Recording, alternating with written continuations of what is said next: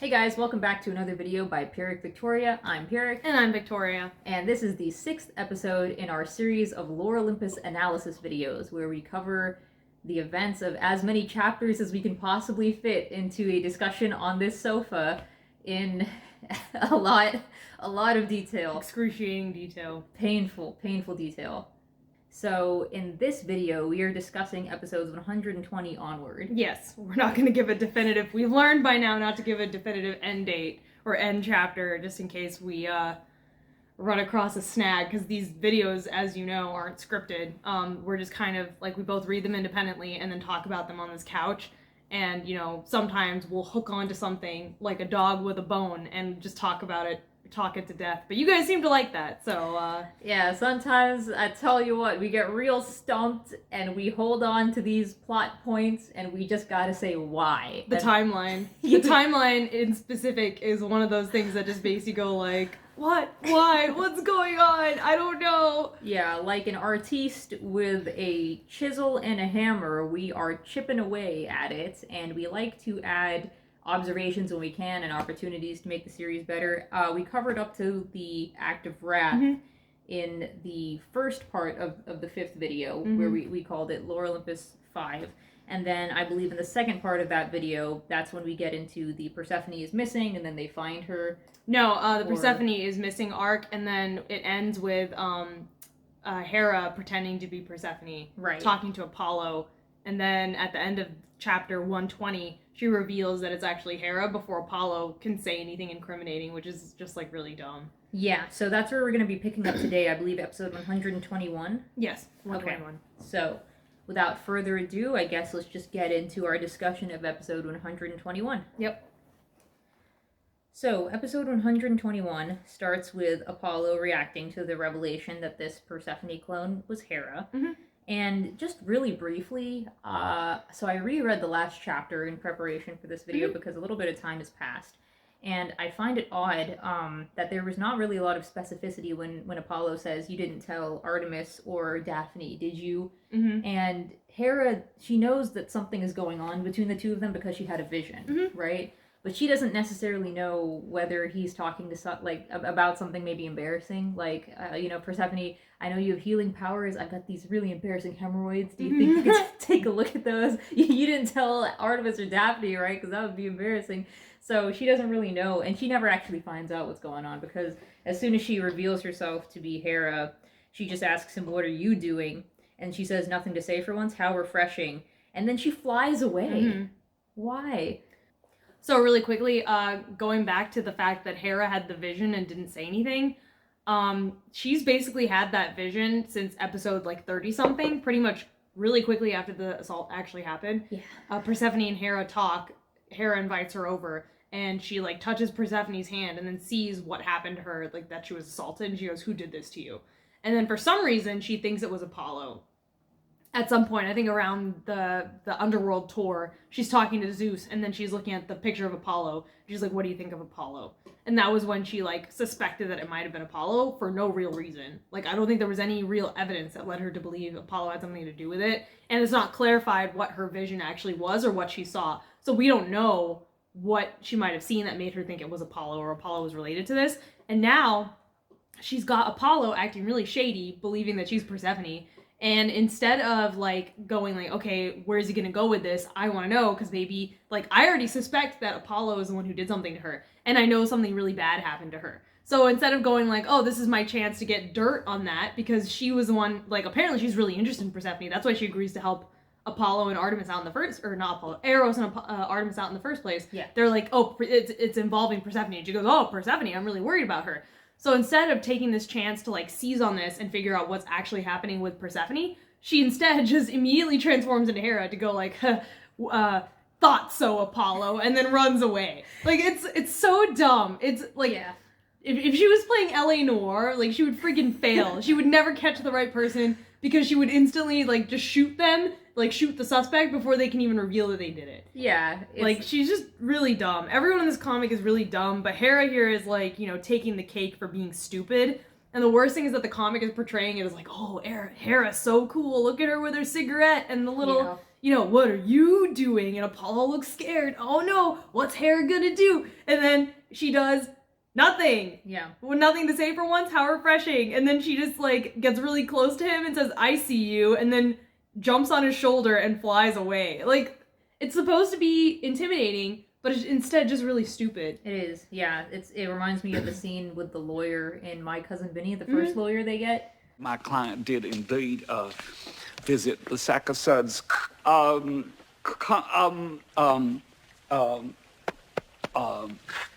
convenience store.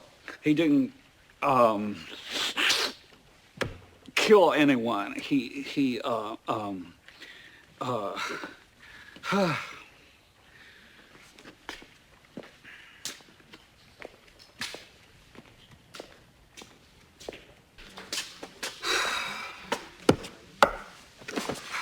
That's it. No further questions, Your Honor. Exactly. You really thought you did something there. When somebody totally incompetent is like Yeah. acting all brave and it's ridiculous. Haughty. Yeah, haughty. It's like you think you're great, but like you just made the dumbest move, like the biggest mistake. And then she goes, I was right, something is going on there. And then later on, so first of all, we go back to Hecate and Hades. And like this is really dumb. Like it opens with Hecate walking down a hallway, and this is like might be nitpicky, but I notice it and it will not leave me alone every time I see this sequence. She's walking down a hallway, and then she just turns to the railing and stares in midair. Like everyone's acting like a sim or like an NPC from Oblivion in this comic now. Like she's walking down a hallway, stops, and then turns to the railing and starts looking at her clipboard. Speaking of Oblivion, we need to talk. I know. I'm gonna have to put that clip back into this video. Over here! Yes, you. We need to talk. Yes, you. We need to talk. No, but like what? Okay, when I was working in an office, if I was walking down the hallway, it would be because I was just walking like on a break or like walking to the break room or something. I wouldn't walk down the hallway, stop in the middle of the hallway, and then look at like my phone or my clipboard. Like this isn't how real people act. You mean you didn't have a pre-programmed walk cycle? Exactly. Huh. I mean, it'd be one thing if she was just like walking around or like walking to the break room and then Hades intercepts her, or you could even open with her making coffee. That would have been really easy to just open with Hecate making coffee, and then Hades like touches her on the shoulder and he's like, we need to talk. Like everything, every single panel is like, why, Yeah. So he says we need to talk, and then he walks away. Yeah, she follows him, but again, that's odd. That was like strange. And It's then like, Minthy's like, something's up. Yeah, something's up, because Hecate just walked into the middle of the hallway, turned around, and stared into space. But why does Minthy think something's up when Hecate and Hades just walk away? And then she says, finally, as if like something's going down regarding Persephone. She has no idea, and Hecate and Hades talk all the time. absolutely. Like, it just doesn't make any sense. Yeah. It'd be like if you saw Bezos and Andy Jassy talking in the hallway and being like, oh, finally, Bezos is gonna solve the company. It's like, no, he talks to this guy every day. Yeah. What the heck? So, yeah, Hades then drops it on her that Persephone's missing, but again, she's missing who, like, that's like a comedy shot right there. Persephone, she digs into her pocket to pull out her Oh phone. god, this was so bad. It looked like she was digging in her butt.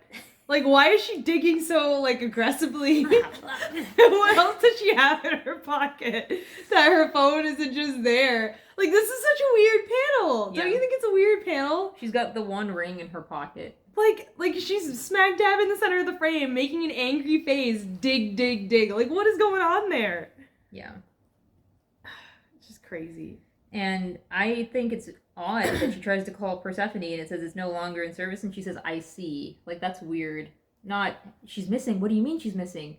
When was the last time you saw her? It's like, the number you've called is no longer in service. I see. What is this, invasion of the body snatchers? It's like, yeah, it's really weird. It's like, she knew that Hades had, like, tracking software on Persephone's cell phone or something, so she realized that the phone's no longer in service. Oh, that means Hades can't track her anymore. Oh, I see. Yeah, what does her phone not being in service have to do with her going missing? You could have cut out all of those panels and just cut to him saying, Persephone's missing. Did you say anything to you?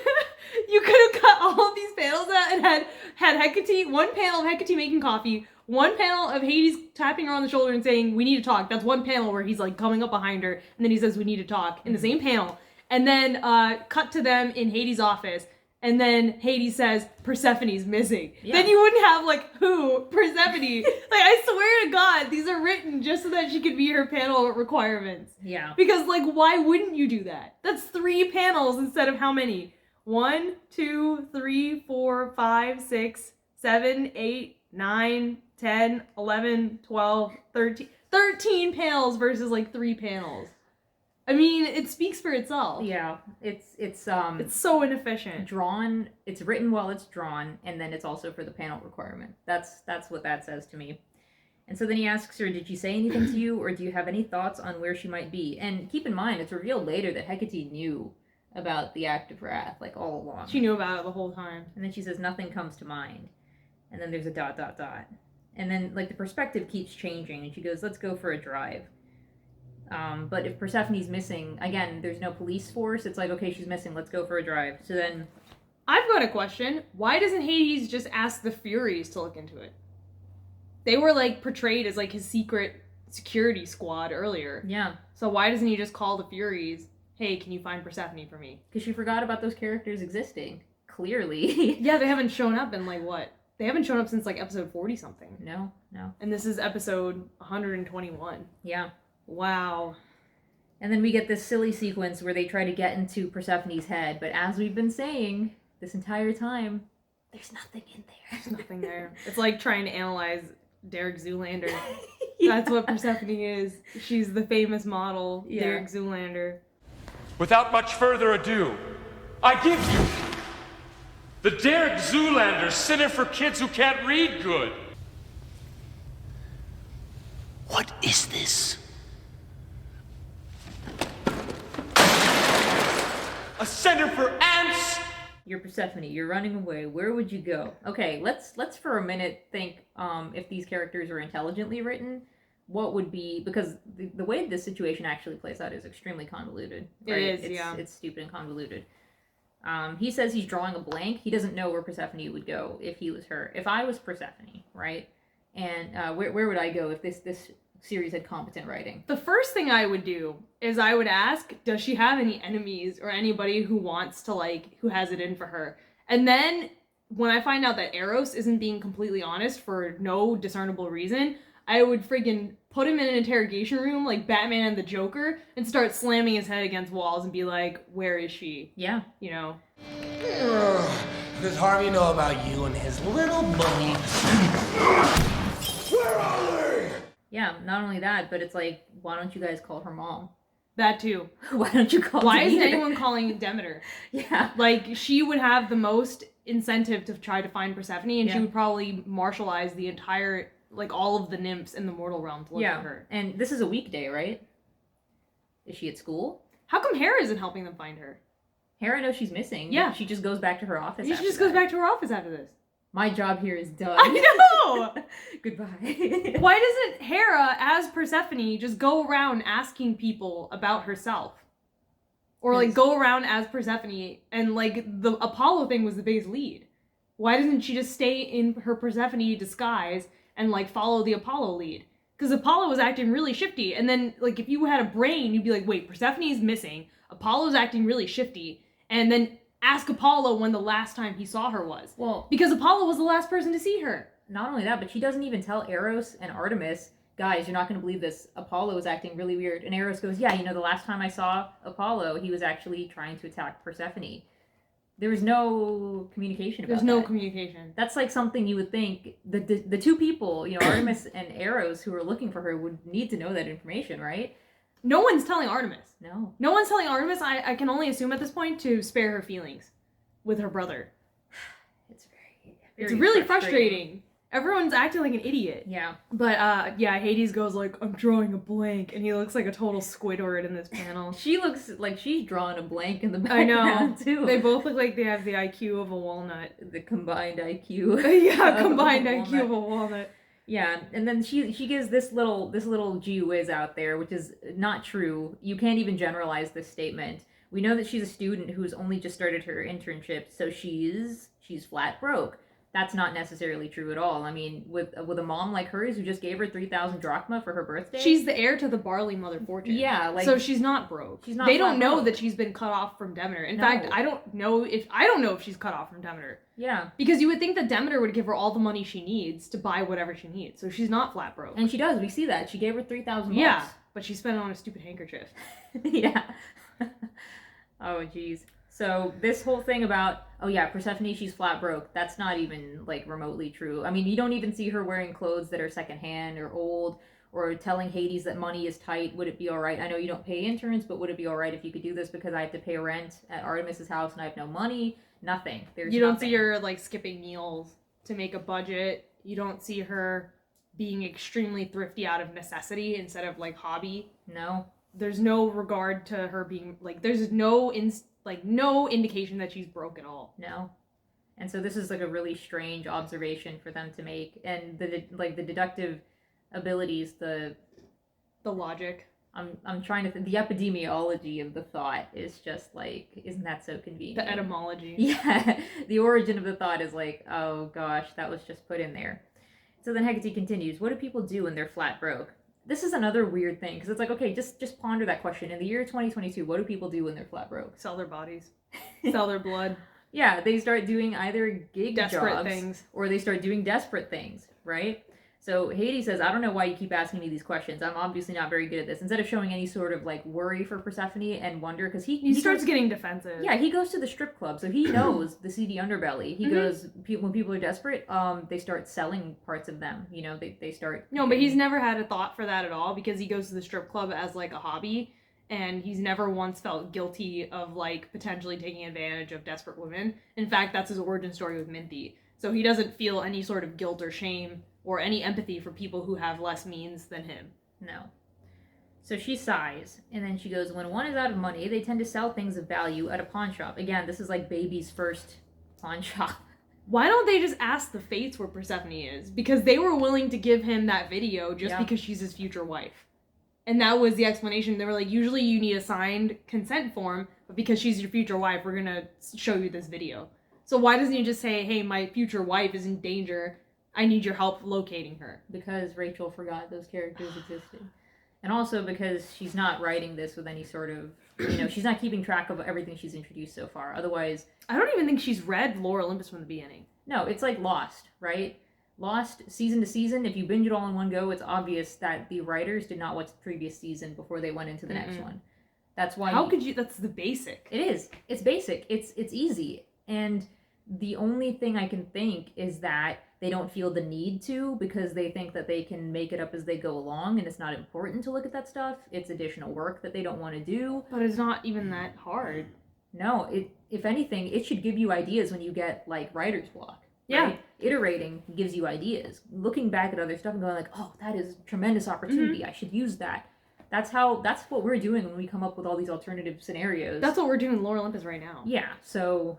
and it feels like we're doing that more than Rachel ever has to her own work. For free. Yeah, for free. For your entertainment. Just for your because- delectation and delight. Yeah, just because it's like, why wouldn't you, right? You don't need to have any sort of, like, incentive, or it's like common sense. How else are you going to write the story? By the seat of your pants? That's not going to work. Episode to episode. It's not working. It's and like... especially when you don't have the excuse of, like, having to work 80 hours to actually draw it. Yeah. Yeah. It's like, why aren't you spending all your time rereading your series? No, because again, a lot of the observations that we're coming up with for the improvements, we read these episodes by ourselves in about 30 minutes to an hour of, like, the 20 to 30 episode blocks. And these are observations that we make independently. And the thought comes, like, when we read it. And the same thing happens when I read my own stuff. You write the script, you give it a couple hours, go take a walk, come back, read it again, you get better ideas. It's, like, instant. So I don't understand why you wouldn't do that. So then we get into this stuff about pawn shops, and it's so convoluted. It's like, really? Pawn shops? Why are you bringing a pawn shop into the story? There were no pawn shops earlier in the story. We don't get any visuals of the city or anything like that. It's like what we were talking about off camera, where we said there seemed like, in Lore Olympus, especially in season 2, it seems like or late season 1 and season 2 onwards, it seems like there's a lot of moments where she has, like, writer's block and she can't think of what to do next. So she's, like, referencing something that she's seen in a TV show or a movie. That's what it feels like. This pawn shop thing feels like she's referencing something from a movie or a TV show. I just don't know what it is. But especially when he was going on about, like, oh, the person who owned this comb, I don't know them well enough to do X, Y, Z. I felt like deep in my bones that this was from something else, and she was putting it in her comic. Yeah. That's what I felt like. I felt like it was a reference to a different movie, a different TV show, something like that. I think the only reason she made it a pawn shop is because of that, because she hadn't planned for it to be a pawn shop, which is why she has an earlier scene of Persephone being given 3,000 drachma, and then you have to assume that she spent that on the handkerchief. Yeah. Because she had nothing in the plan or the script in mind earlier to have Persephone go to a pawn shop. She just wanted that exchange to happen. Mm-hmm. And it's like, you just think of one idea, and then you write the entire chapter around that idea. And that's, yeah, instead of thinking about how what you've already written, where that naturally leads to, she comes up with ideas independently and then ham-fists them into the story. And a lot of her ideas, I think, personally, are based on references to other movies, TV shows, and media that she's watching, because she has a TV in her office now. She's probably watching it in the background and going like, oh yeah, this is great, I should put this in my story. But it's like, it doesn't fit with what's already come before it. No. Like, the argument between Demeter and Persephone also felt very referenced. Especially when they both started screaming. They felt like Red, even though I know Red hasn't come out yet in the timeline. It also felt like Brave. Yeah, Brave. That's what I thought. But with the two characters yelling at each other, that was that's in a lot of stuff, but it's like early 2000s humor. Like, it was in The Emperor's New Groove. Yeah. But I can't think of, like, if you guys know the reference where it's like two characters are arguing and then they both start screaming at each other. Like, it's really specific, but that's what makes it feel like a reference. Yeah. I don't think she came up with that herself. I think it was from something else that she happened to be watching and then put into her comic. Yeah. Because her characters don't do that. Like, that was the first and last time that gag has ever been in the comic. No, I mean, it's not her brand of humor. You can tell whenever somebody is very influenced by the media that they consume, that they don't consume critically, and then they take aspects of it that they like, and they understand why they like those aspects and ideas, and then they naturally integrate them into their story. As a for instance, right, I'm a big fan of John Carpenter. I can tell you why I like John Carpenter's movies, especially The Thing. And I can take the aspects that I like from The Thing and I can put them into something else. And unless somebody understands exactly which aspects I'm referencing, they're not going to be able to tell that I wholesale just took what I like from The Thing and put it in my property, right? But people who are influenced and then they don't have a critical understanding of why they like something, they just kind of, I'm not going to say copy it. They don't copy it. They graft it onto their story. Yeah. So their story is like very Frankenstein-esque. It is, and what comes with that, and what you see a lot of in Lore Olympus is you see contradictory events and contradictory characters all over the place. And that's how you can tell that she's got a lot of ideas that she likes, but she doesn't understand why she likes them. And she just kind of puts them in the pot. It's like, I like sweet things, I like salty things, I like spicy things. Let me put them all in the spaghetti that I'm making. No. You have to understand how they go together, and Exactly. you have to have a plan from the beginning, and you have to understand what goes with your story. Like, even like basic stuff like the art. I think a lot of the cartoonic faces came when she started watching, like, I don't know, you said Crayon Shinchan. I think like 90s anime when they had more goofy manga expressions, but it's like, that doesn't work with her art style at all. And she just started throwing it in there because she's like, oh, I really like that. Yeah. So I can just put that in Lore Olympus, even though I've never done it before. But I'm going to start it around episode 100. Nobody will notice 2 years later, you know? Exactly. And it doesn't match the art style at all, but who cares? Like, I like it, so I'll just keep putting it in. Yeah. You know? It's, It becomes very distracting and fragmented. And I would say, quickly, while we're on the subject of Persephone going missing, if you wanted her to go missing in the seedy underbelly of the underworld to add some sort of urgency to her disappearance, first of all, we gotta understand, why did she run away? She decided to run away because she just doesn't want to deal with anybody anymore. I think you could have had a Persephone ran away arc if you'd built it up more. Like, if you'd built up, again, the thing with the grades. Somebody mentioned in our last video where it's like, you know, the grades came out of nowhere. Yes. And it doesn't even make sense because she's only been in class for like 2 weeks. So, or not even 2 weeks, a week and a half. Yeah. So how does she have enough time to take an exam to get a D on it? So that's, and like, for her to have like, oh, your grades are slipping, as if she's been at school for like an entire semester and the professor knows. There's a trend. Yeah, there's a trend. It's like, no, she's been at school for a week and a half. How does he say like, oh, your grades are slipping, when it's like, you've only been at school for like 5 days. He doesn't know that you're a straight A student. Yeah. First of all. Second of all, it felt very referential of Spider-Man 2.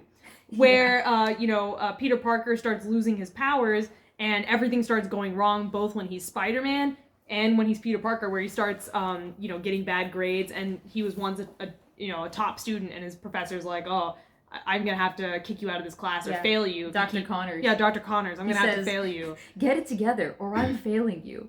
And he's like, I'm trying, Dr. Connors. So. But the problem is, in Spider-Man 2, that whole sequence covers, like, months. Yeah. In Lore Olympus, we don't have the time, and there's been no setup of her getting really good grades at all. So when she gets a D, it's like, who cares? It's only been 5 days. Yeah. It's not like she's failing the class. Yeah, the grades thing, like, I can see where she was going with that. I can see where she was trying to have the assault tie into the collapse of Persephone's personal life and her professional life. Yeah. Where it's like the walls are, this is like what we were talking about, where it's like, it would have been interesting if the walls were closing in. She started having freakouts, PTSD moments. Yeah. And then her relationship started suffering because she became paranoid, and her powers start going out of whack, and she starts failing out of school, and she has bullies at work. If you wanted the net to close in like that, you have to do a lot of setup. You can't just introduce it in one scene that's like 4 panels long, and most of the panels are like Persephone looking, like not saying anything and looking at the teacher with dead eyes. You have to build that arc up over multiple chapters. So that's the first thing. And the second thing is, I know what she's trying to do here, but it's like she doesn't have the discipline to build it up over multiple chapters, and it just comes across really hollow and weird when stuff like that happens, and then it doesn't come up for another 10, 20, 30 chapters. Yeah, it feels very obligatory. Like, okay, obligatory, she's having problems with her grades. Yeah, but going back to Persephone's missing arc, I think she was trying to build that up with her failing grades, and then the Apollo thing when she said, I'm losing it, and invited Hades to sleep in her bed. Like, she was trying to have her life collapsing, and, like, Hades is the only bright spot in her life. But the problem is she doesn't torture Persephone enough.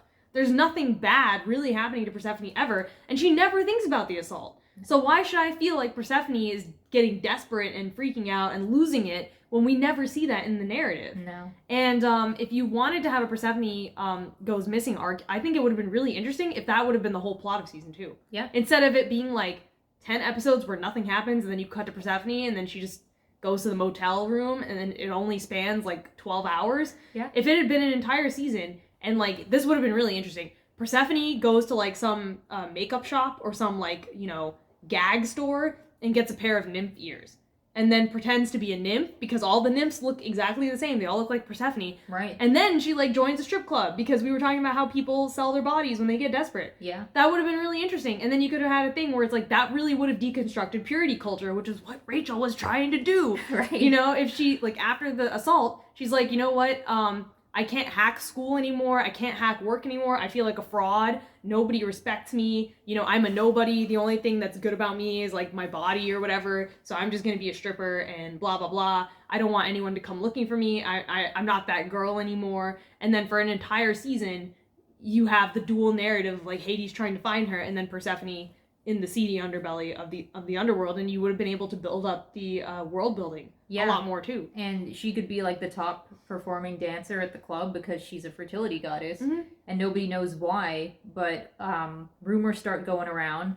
And if Minthy used to be like a stripper, right? No, she wasn't. She was a car girl. Okay, so she was a car girl. But it's like kind of similar circles. You don't have to have Persephone be a stripper. She could also have a car girl job, which would be very ironic if she took Minthy's old job. Yeah, so what I'm saying is it'd be interesting if Minthy somehow finds out about this. Like, there's a girl who's been sweeping away the competition. Like, you should see her. She's amazing. I've never seen anybody like her. She reminds me of you when you used to do this thing. She's, like, really great. And so then Minthy and Thetis go out, and then they meet her, and then... You could have had Minthy voluntarily quitting the Underworld Corp after she broke up with Hades, because she no longer feels like that her job... Like, she feels awkward, or she doesn't want to work with Hades anymore. Or she could just be like, I want to prove that I can get a job on my own. I can stay on my own 2 feet. I don't need you anymore. Yeah, or right? anything. Something. Like, you could just have her leave Underworld Corp because after they broke up, or she feels really guilty about slapping him. And then she decides to go back to her old job, and then she runs into Persephone. Yeah. And then Minthy would be the only one who knows, and then you could have the enemies to friends arc during the second season. Instead of turning her into a plant. No, right? That would have been really... That actually... Man, the more I rewrite Lore Olympus, the more I'm like, that would have been really interesting. No, it would have. It would have been really interesting. Jeez. I think that would have been a much better Persephone... it would have been a dismantling of purity culture too. Yeah, because the pawn shop thing, and she's only missing for all of, like, what, 12 hours? Yeah. So it's like Thursday afternoon to Friday. It's like 24 hours. It's like Thursday afternoon to Friday evening. yeah. But from Persephone's perspective, it's only like 2 hours. Yeah, because you don't see what else she was up to Yeah. that entire time. And so then they get to a pawn shop. Hecate says the underworld has 7.5 pawn shops. I guess it's supposed to be funny. Quirky. Yeah, the half refers to the little booth that they end up going to at the end of their little excursion. But they go to the pawn shop, they look into the window, and they say none of these things look like hers. And it's like a giant taxidermy and a... Leather jacket. Yeah, a leather jacket. And so they go inside, and there's a woman reading a newspaper. She's got it folded, and in the next few panels after that, it's just inexplicably gone. Mm-hmm. Really don't like the colors for this scene. Mm-hmm. I don't understand why the interior of the pawn shop couldn't be the underworld blue. The other thing is the background here in this panel with the doorway looks so unfinished. Yeah. The door isn't even straight. No. It's just like really bad. Snap the grid. It just looks like some like medieval Greek hovel. Like this looks like it's taking place in the mortal realm. It does. It looks like just a limestone building. Yeah, there's Like nothing, there's no shelves. There's nothing in the store. There's nothing in the store. It's just a void. And she's just on a block. She doesn't even have a cash register, and the newspaper is completely gone. Mm-hmm. So she asks Hades and Hecate to buy stuff to jog her memory, kind of, and he says, cute, you're extorting me, as if Hades doesn't do stuff like that all the time. And then he gets a call from Minthe, and this scene bothered me, because she's packing Persephone's stuff into a box, assuming that Persephone quit, or that she's fired or something. She says she's cleaning out Persephone's desk. Did you want me to mail Persephone's things out to her, or, toss them in a dumpster? And Hades says, what are you going on about? She just started the other day. And then Minthe says, isn't she fired? And he goes, why in Gaia's name do you think she's fired? And then instead of saying, didn't you hear about the act of wrath from Zeus? She goes, well, you see, she's not at work, and no, Minthe, didn't you hear about the act of wrath? No, like what? Why wouldn't you say that to Hades? It's really dumb. It's because Rachel didn't want him to know about the act of wrath yet. So it's the same thing that happens later when Zeus is dicking around in the mortal world. It's like, why didn't Thanatos just tell him to go to Helios? Why did Apollo have to tell him to go to Helios? Like, Thanatos, like, Zeus should have been like, why should I believe you? What's your proof? And then Thanatos should be like, there's a really weird tree, and Helios saw everything. I mean, it's basic. It's basic. That's how people communicate in real life. In real life, they don't just, like, assume that the other person knows what they're trying to say. Yeah, like, why even have Minthe call Hades if she's not going to tell him about the act of wrath? Because then you get this whole thing with Thetis and Zeus where she begs him to tell Hades about what happened. And it's like, you don't have to do that. Just have Minthe tell him. Minthe is his ex-girlfriend. They should be close enough for her to say, like, hey, don't you know about the act of wrath? Oh, you mean she didn't tell you? Oh, well, I'm just looking out for you. I'm not trying to get back with you. I'm just looking out for you that, she did all this stuff and Helios saw it all. You can go with Zeus to ask Helios. Yeah, it's just very strange. And so he says, Minthe, leave her things as they are and go do your actual job for once. Goodbye. They forgot to color the phone in that panel. Yeah, it's Hades colored in that panel. And then Thanatos says she's not fired, but I thought she's not fired. Hades is still 10 feet up her butt. This is freaking ridiculous. And then she calls Thetis and says, your plan isn't working. Hades is completely clueless. Why didn't you tell him? If your plan backfires, it's on all us. It's all on us. Emphasis on your plan. But, I mean, what's the plan here exactly? They're not scheming. They're giving Zeus information. It's not a plan. They're not framing Persephone. She actually committed an act of genocide. So what would the ramifications be if the plan failed? I mean, who would get punished for telling the truth? I mean, exactly. She's telling the truth. It's like, hey, I know who assassinated Kennedy. Exactly. Hey. If your plan fails and freaking Harvey Oswald doesn't go to jail, then it's all on us. All on us. Who's gonna be upset about somebody Well, telling okay, the the truth? JFK assassination was a conspiracy. You have to pick something that's shut and dry. Okay. Hey, I know who stole the cookie from the cookie jar. I know who hijacked the plane in 9/11. If Bush doesn't realize it's Osama bin Laden, then we're all gonna be in trouble here. Why? Osama bin Laden was behind it. You didn't frame Osama. You didn't frame Osama. And so then Thetis gets kind of like, ugh, for no reason. And then she says, don't panic. Well, I mean, again, like... Why would she panic? What does Minty have on Thetis? What can Minty do to Thetis if Persephone doesn't get, like, fired? No, but what would happen to Thetis? She doesn't even work for Hades. But how would the plan even backfire? That's what I'm saying! Persephone did the act of wrath? No, she didn't. Is there like, if you guys tell a lie about an act of wrath without a permit, that means we're gonna have a trial for you too now? I mean, do you need a permit? I don't know. Again I for don't that? know. There's no reason why these guys should be upset. Rachel, I gotta ask you why. The only reason I can think of is if Minty is saying, like, if Hades doesn't get back with me.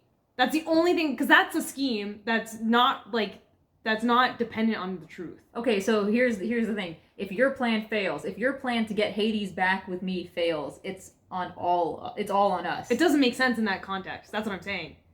So, but their plan is just to tell Zeus and Hades about the act of wrath, which they did. Yeah. And, like, what can Zeus do? What can Hades do? Say no? No, it didn't? But what's the consequence? What happens? Do they lose their job? Because she actually did. They're telling the truth. Yeah, exactly. They're not making it up. It's just when you read it, and that's something you didn't have to like sit down and think about this for hours. It's like as I was reading it, it's like what? You're right. So then Thetis is like, "You got this. Time to go on the offensive," and she goes to talk to Zeus. And why doesn't Zeus have a monitor if he's the king of the underworld? He can't afford a monitor. He just has like a dinky little laptop. Yeah. What is he even doing? I don't know what he does on his computer. I don't know what the king of the underworld does. Yeah. So... And then she says, "Have you got a second for me?" And like, yay, exploitation. They forgot to draw the ribs on her sleeve there. Yeah. Like every panel has an art mistake at this point. Yeah, I mean, you've got, I guess that's like a glass wall off to the side or something with her hair behind it. But yeah, I mean, it's just and her body is so inconsistent. Yeah. Like here she's shaped like an 80s model, but in the chapter where she's popping the cork on the champagne, she's shaped like Persephone. Yeah, she's like dummy thick. Doesn't make any sense.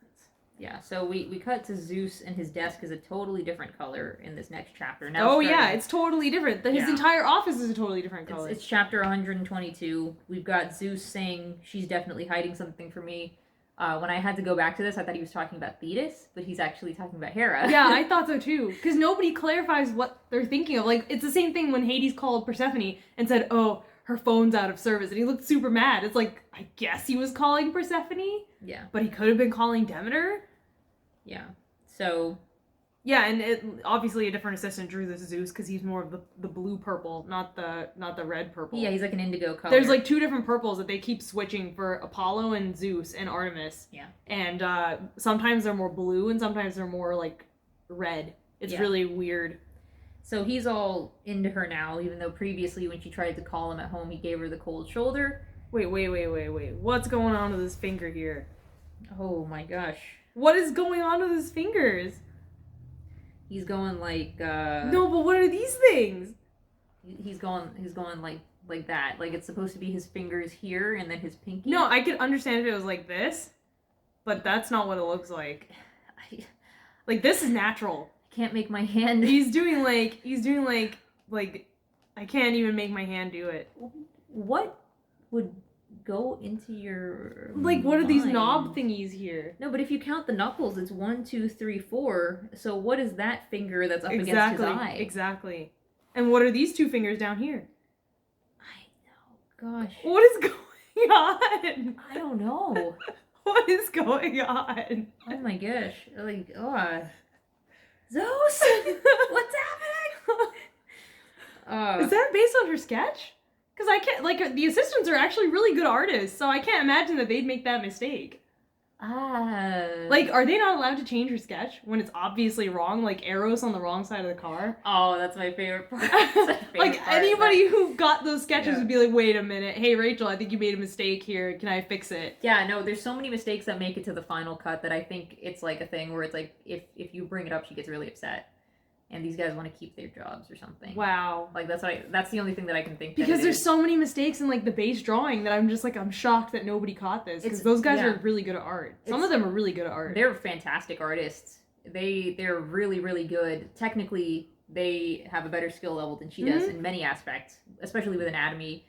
and consistency. If you look at their Instagrams and the characters that they draw multiple times over, each one of the assistants, great artists. And some of them even have their own webtoons. Yeah. Where you can see the consistency in their own stories.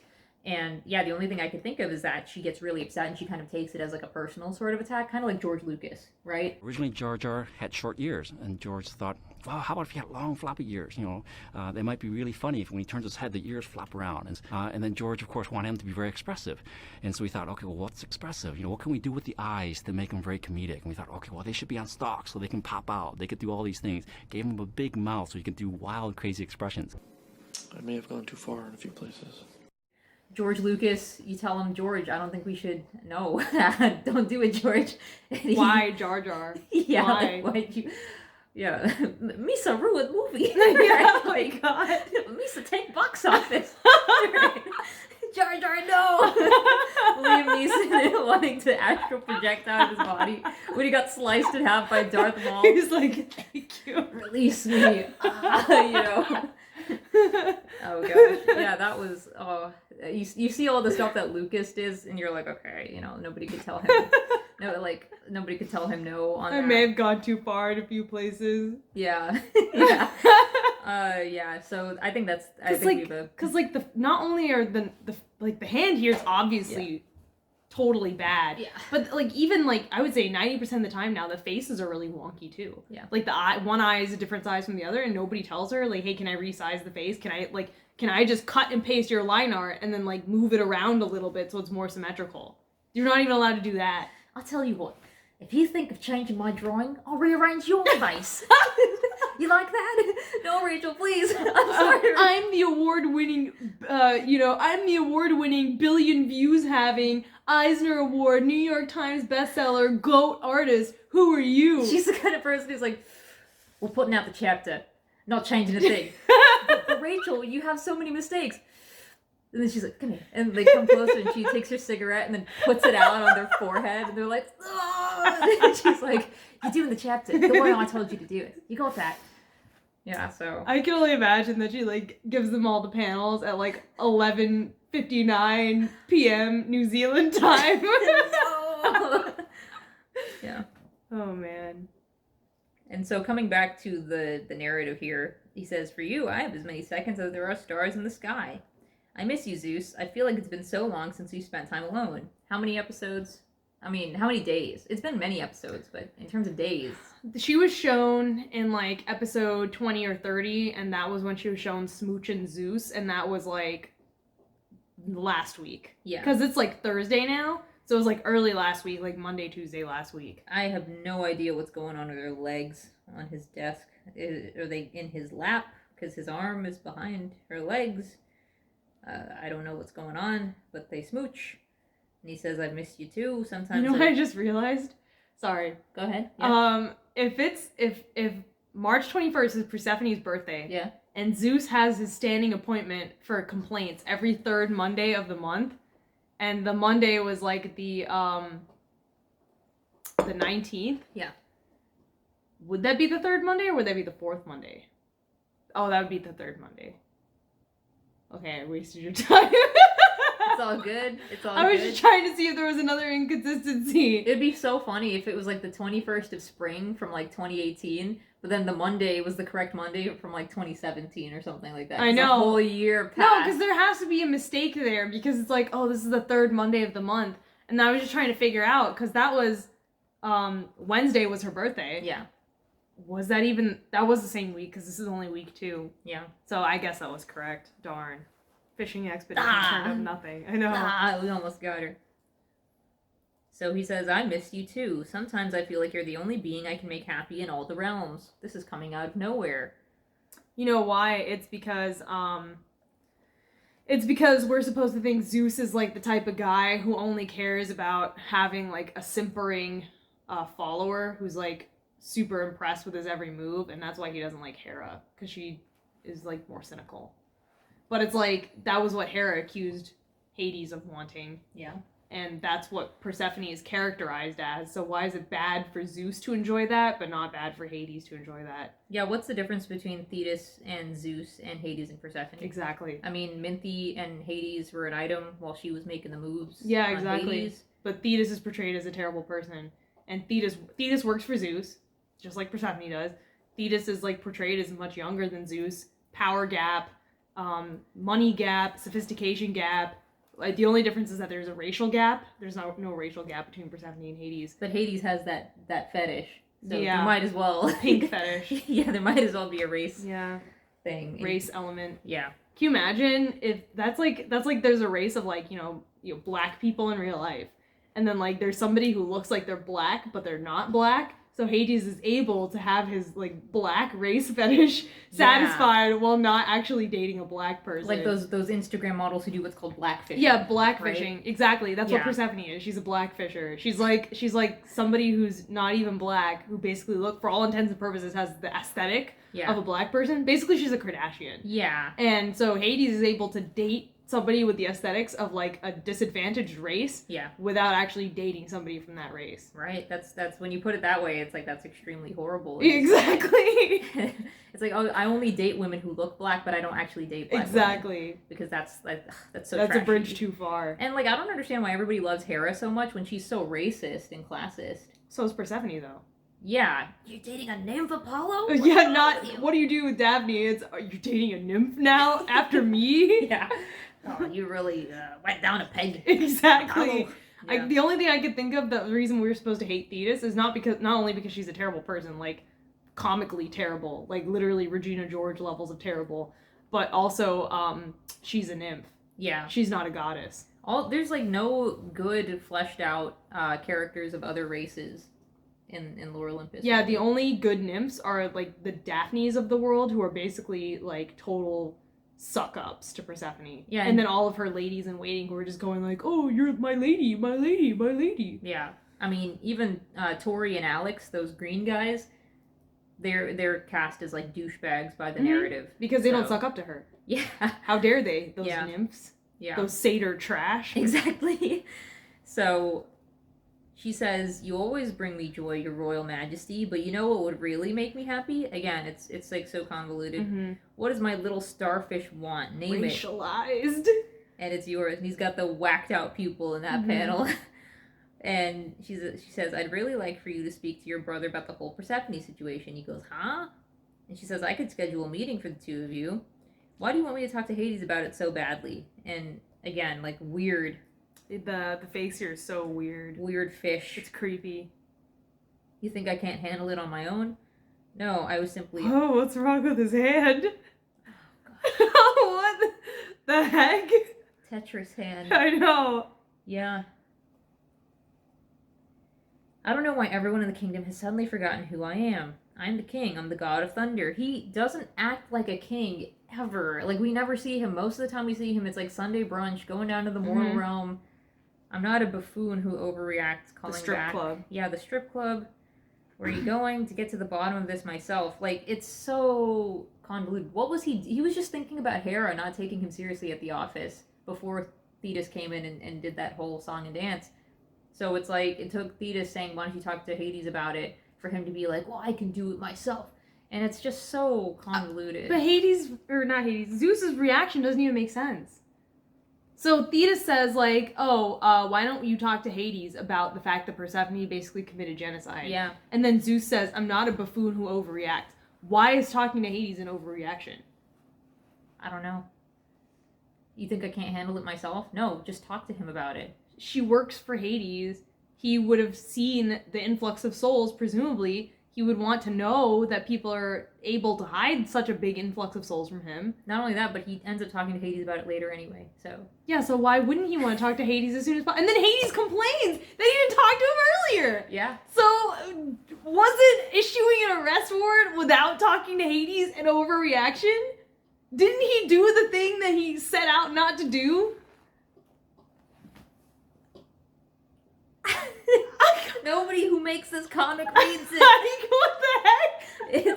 It's like Scrabble, playing Scrabble in the dark. It's like if you toss the Scrabble letters up in the air, you'd probably get a better plot than Lore Olympus. It's like throwing darts at a board, and then you feel the indents that they made, and you convert it to Braille, and you say, "Okay, guys, this is the next chapter we're writing." No, No, it's like coming up with a bunch of plots that directly contradict each other, and then putting them on a wheel and then spinning them, and then if they contradict each other, you're like, oh yeah, I can work with that. No, it's like, hey Rachel, do you think we should spin again? She's like, let the wheel decide.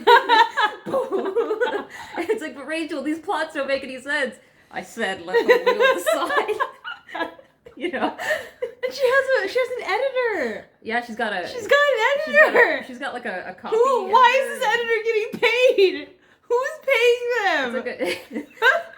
This is probably gonna be cut from the final video, but the editor is like Grima over time.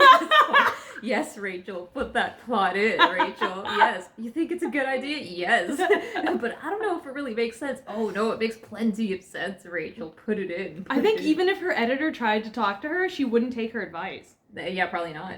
Because her she editor probably put a cigarette out on the editor's forehead. in a later chapter, she made a really big deal about listening to her editor, and her editor literally just said something like, instead of showing Persephone's face in this panel, why don't you delay for a bit so it's a mystery that it's Persephone, and then show her face at the end of the chapter. That's not a big change at all. No. And Rachel was like, I'm so glad I listened to my editor.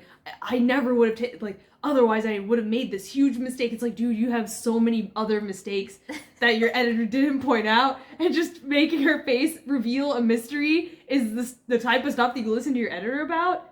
Like, what? Like, you have so many spelling errors. You didn't listen to her about that, but you listened to her about the face reveal thing. Like, it's crazy. I'm so glad my doctor told me to take Advil because I cut my arm off. Exactly. And it really hurt. Exactly. But the doctor didn't say, don't cut your arm off. Exactly. Yeah. He handed me the knife. What the heck? So then we get episode 122, Combing the City. Oh god, Get I didn't it? realize that was a pun. Combing. Ah. Yeah, so Oh.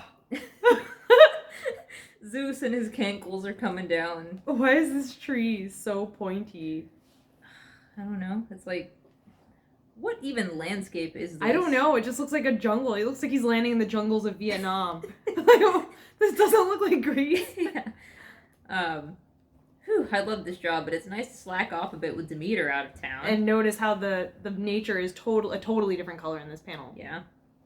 It's a totally different color in the panel right after that, too. And I like how the nymph says, I love this job, but it's nice to slack off a bit with Demeter out of town. When the only purpose of this scene is to show that there's a bunch of nymphs swimming in a pond, because that's a reference to, like, you know, ancient Greek myth where, like, nymphs would be taking a bath and then Zeus would show up and, like, try to assault them. You could have just cut to a bunch of nymphs, like an establishing shot of a bunch of nymphs swimming in a lagoon. You didn't have to have, you know, like the scene in Peter Pan where the mermaids are just in the lagoon. You don't cut to one mermaid going, whew, it sure is nice to swim in this water. You know, it's weird. It sure is boring around here. It sure is boring around here. Exactly. No, it's so weird. Why do we cut to random characters who aren't even characters? Like, I sure do love my job, you know? It's weird. It's really weird. It's like, she's like, will people forget that Demeter's out of town unless I put it into the story? No, people won't forget that. But what they will forget, or what they will notice, is if Eros doesn't tell everybody about Apollo. Apollo, yeah. Right? And so they invite her for a lunchtime swim, and we get this hilarious panel of Zeus's eye in the freaking wheat field. It's so creepy. Yeah, and then he comes out, and he says, "'Tis I, king of the gods." Again, it's not funny. It's not funny. I don't like Zeus. No. Stop giving him screen time. And then they throw a bunch of stuff at him that was not there in the previous scene, so we're going full cartoon physics. And then the other thing is the nature is a totally different color in the next panel too. He's more indigo as well. It's a totally different artist. He goes from the Planet Fitness purple to indigo purple. The much more pleasing indigo purple. Yeah. And then this lagoon looks totally different from the previous scene too. Completely different. I noticed that immediately. It looks totally different. And the nymphs even look totally You different. could have just, but I'm saying you could have just opened with this shot of nymphs, like, you know, just, you know, silently enjoying themselves, and just have, like, you know, sound effects of, like, giggle, giggle, laughter, you know? Like, you didn't have to have the nymph going, you know, I sure do love my job. Yeah. So then he says, tough crowd, and instead of asking them about, like, the act of wrath and just cutting to the point, he says, what do you know about the goddess Persephone? Like, depends, what do you want to know? Like, did you happen to see her get super big and go on a bloodlust-fueled rampage? Why didn't you lead with that? Why didn't he just disguise himself as a mortal and ask the mortals? Like, it's not like Olympus and underworld time passes so that by the time she came to the underworld or Olympus, it had been like years to the point, and decades, to the point that people had died already. It happened late last year. It happened late last year, and time passes at the same rate in the mortal realm as it does in the underworld. So why don't you just ask a bunch of mortals, why did her name change from Cori to Persephone? Because the mortals are the ones who named the gods. Yeah. Because it's based on their belief. So why doesn't he just ask the mortals how the legend changed, and then see, like, have that inform his opinion on Persephone?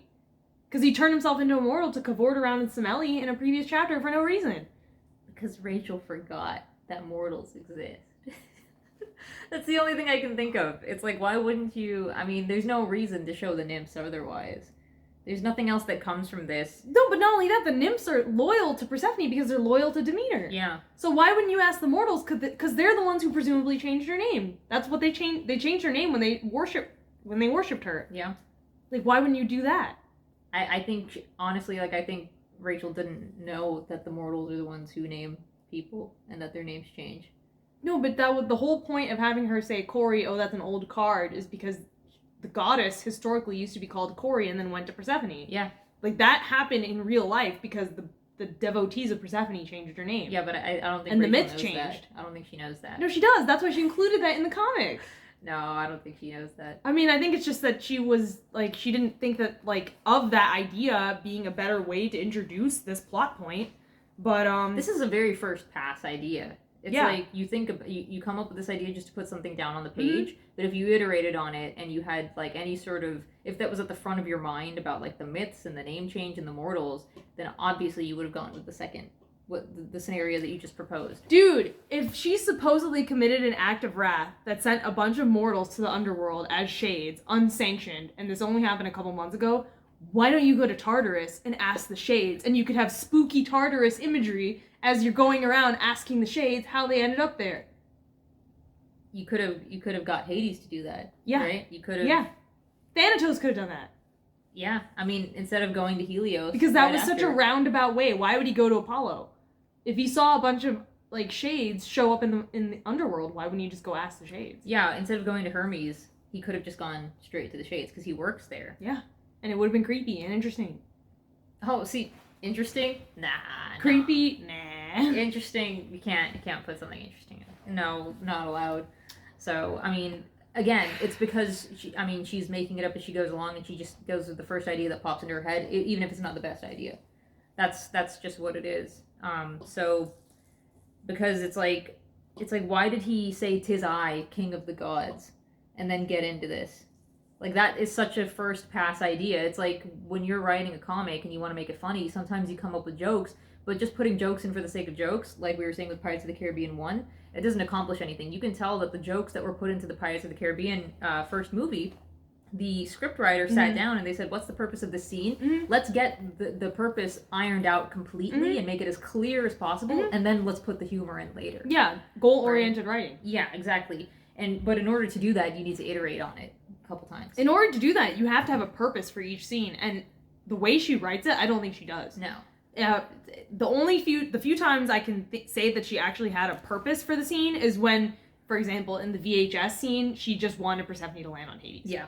And it's like, that doesn't serve a story purpose, it doesn't serve a character purpose, it's just pure fan service. Yeah. It's not really like, it's like you're contorting yourself to get to this desired end in the most convoluted way possible instead of thinking about the story or the characters at large and building something much more organic. Exactly. And so he asks them about the rampage and they say, can't say we have. Sounds like a city folk rumor to me. But instead of hearing city folk rumor and then going to talk to the mortals, he just looks angry, and then we cut back to the pawn shop. And he looks like such a doofus in that angry panel. He looks like Squidward. The nose. Yeah. He looks a lot. So then cut back to the pawn shop, and we get this hilarious panel of Hades and Hecate wearing a bunch of stuff from the pawn shop, because presumably they had to bribe that person as well to get clues. But, like, Hades is so inconsistently written, because in episode 30-something, he, like, ripped out that guy's eye. or episode 50 something, he ripped out that guy's eye, but now he's just like willingly like wearing feather boas and stuff just to get information now. Like, it's like when it came to Persephone getting taken pictures of, he ripped out a guy's eye and nearly beat him to death. But when she's missing, he just buys the stuff. It's because it would be funny. It's like funny to see him in a feather boa. But she tried to make it funny when he almost killed that guy. It wasn't funny. It's not funny now. It wasn't No. funny then. Why is that trash can like on a stilt? So this is a different pawn shop. It's pawn shop and fast loans. Yeah. It's not We Buy Gold. I know. So they had to end up buying stuff at that pawn shop too. I know. And so they say no clues here either. They throw them into the trash can. If you've gone to 7 pawn shops, because the only one they have left is the half pawn shop, and there's no clues at all, why would you stick with your stupid pawn shop theory? Like, what are the odds? They didn't even map out on a grid. The one closest to the Underworld Corp, maybe that's the one that she went to. But here's the biggest question. If Hades is the biggest employer in the underworld and he marshals an entire corporation, why doesn't he just send the freaking Furies and all of his other employees to go look for her? He runs the banks. Why doesn't he just ask them if she's made any withdrawals? Because then you wouldn't have him talking about the owner of the comb. This should be like freaking The Fugitive, you know? Like, it should be like U.S. Marshals up in here. Yeah. He should have a freaking dragnet. No, the way they find the woman with the comb is also so stupid. It's very coincidental. I hate when coincidences like that happen, because that's like the writer just ran out of ideas and went, I'll just put them in there. And the underworld is supposed to be like New York, so he's just walking around the streets of New York and happens to come across a Persephone clone and then the lady who actually took the comb in the span of like 30 seconds. No, the Persephone clone fake out is so lame too, because it's like, what's the point? No point, just to make him look really sad. And she goes, don't look so worried, she's tougher than you think. I know she's tough. No, she's not. She's not tough at all. It still doesn't make me worry any less. He didn't seem worried when Artemis and Eros came to his house. I know, he went right, like, they went to go look for her all night and he just went to bed. Yeah. That's what I'm saying, like, he only showed up worried the next day when he can get Hecate to, like, do all the work for him. Yeah. And so then they start talking about the way the underworld used to be. It's so pointless. Yeah. Why is the speech bubble pointing at nothing? It's pointing at the void! No.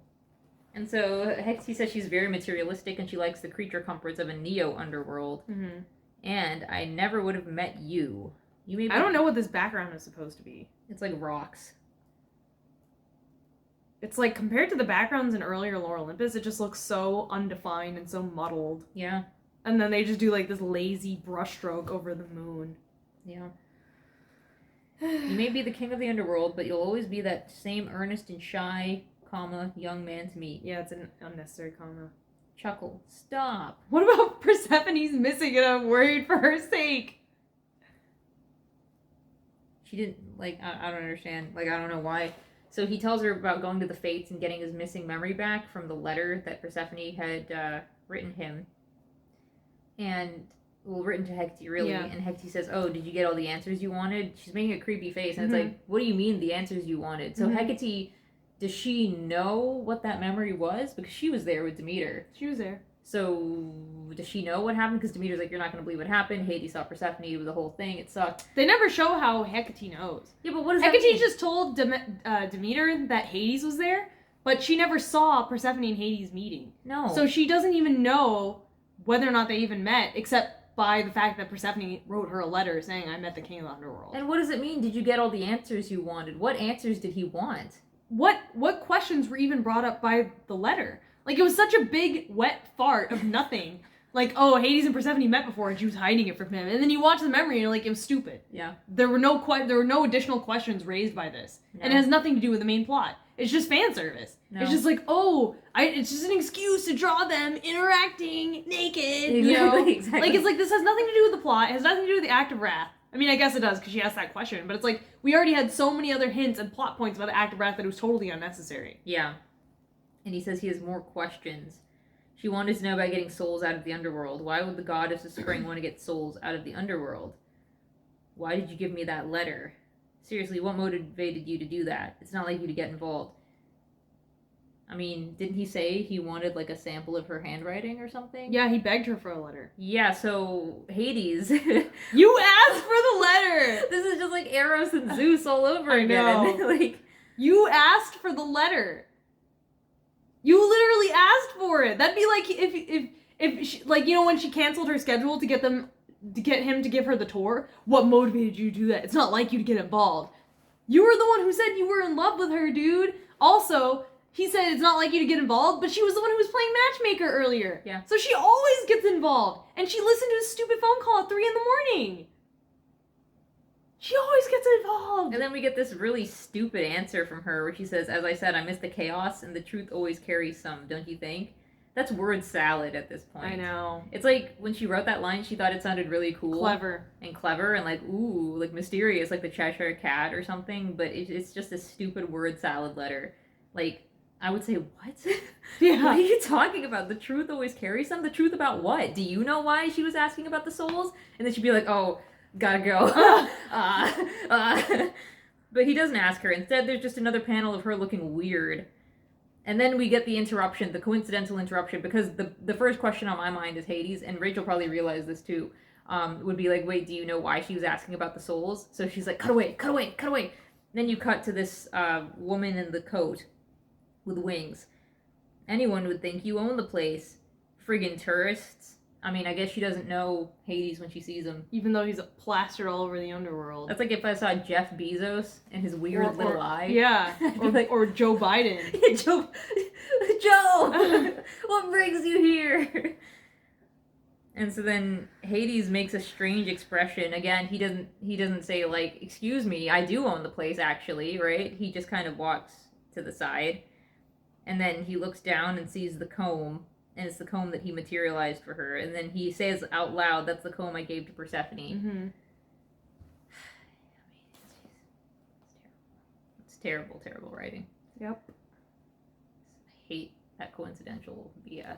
No, the worst thing is that it's coincidental, and it's not even that Hades and Hecate saw the lady. The lady saw them. Yeah. Like, she just happened to walk by and open her mouth, saying, I'm walking here. What would have been better is if they saw the comb at a pawn shop. Because they were already canvassing the pawn shops. Yeah, and Hades tried to buy it, but then the other woman's like, hands off, blue guy, I got dibs. And he's like, dude, don't you know who I am? I'm the king of the underworld. Yeah, She and they goes, both started fighting at the pawn shop. Yeah, and she's like, so friggin' what? I don't care if you're the king of all three realms. Yeah, because it's not like this lady points them to a different place. She points them to the last pawn shop. They were gonna go there anyway. Exactly. So what's the point of having the lady? It's padding. It's padding. That's all it is. They were already gonna go to the pawn shop. Yeah. And you could have had the altercation there.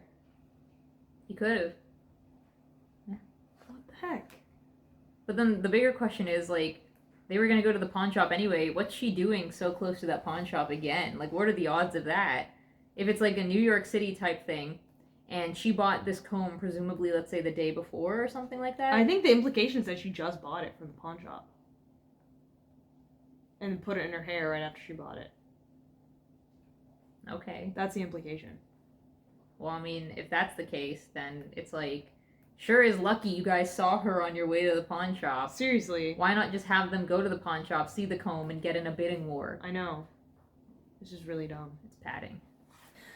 So now we're on episode 123, and we ended with Hades spying the comb, and so now Hecate's saying, I'm sure there's a more dignified way to approach this situation.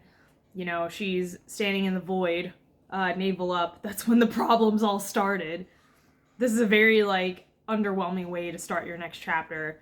So then we cut from Hecate saying, I'm sure there's a more dignified way to solve this, to, like, stupid... Like, I don't even know what's going on with Hades. What's going on with his arm in this panel? What the... Well, it's not even connected to his shoulder. So he's reaching for the comb, and he's, like, grabbing her by the leg, and she's, like, trying to fly away from him, which is really creepy that his first instinct would just be to grab her.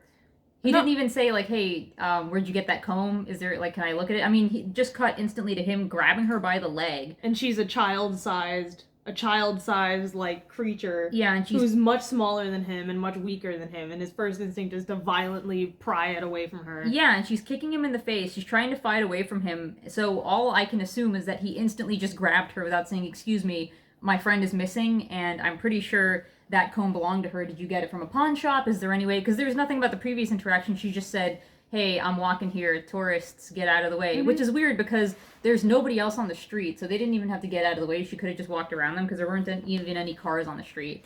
No, So- the biggest thing is he goes from like, that's Persephone's comb, to like immediately like attacking her to grab it off of her head. Yeah. Which is just like, wow, dude, like this isn't comedic. I didn't laugh.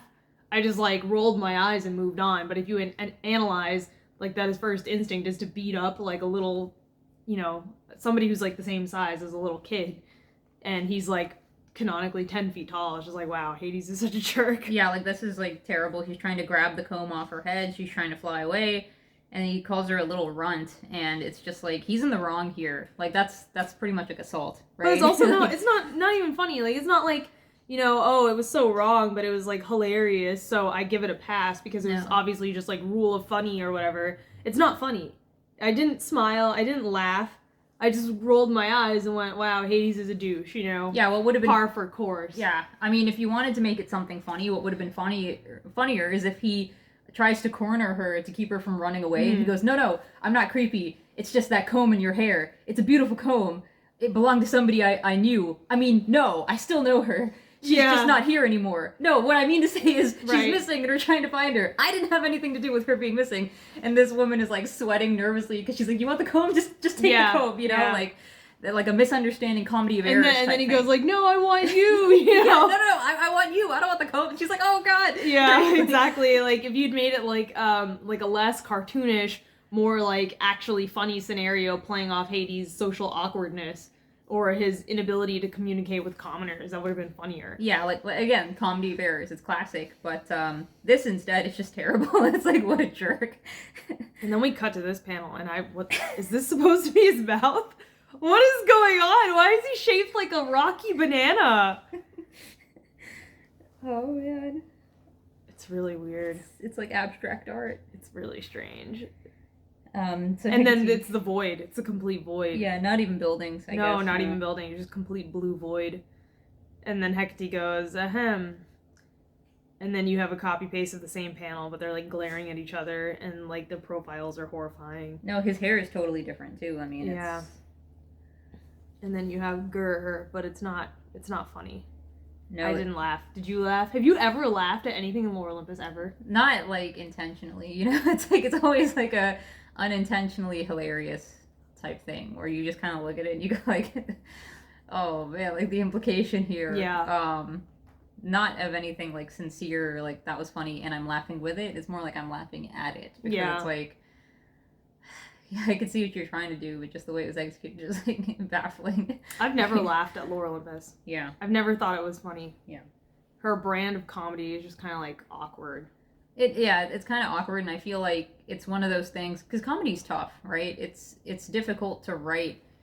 I think there's like unfortunately, it's like comedy is not subjective, right? Right. And it's like there's some things that are funny, and then some things that are just not funny. Like, just referencing something or just showing, like, a silly face without context, that's not humor. I think humor is very similar to horror in that you have to set it up and use timing, pacing, and you have to play with the expectations of the audience, right? Like, a good joke is all about setup and payoff. And I look to, like, The Simpsons and Seinfeld as examples of having really good comedic timing and payoff, because it's like one episode will be a complete story from start to finish. All the jokes refer to, like, a rising action, and I guess the term for it is, like, the climax or something, like the payoff of the joke or something. And so every bit of dialogue and exchange between the characters builds towards that, and then you go, that's so funny, that's so great, right?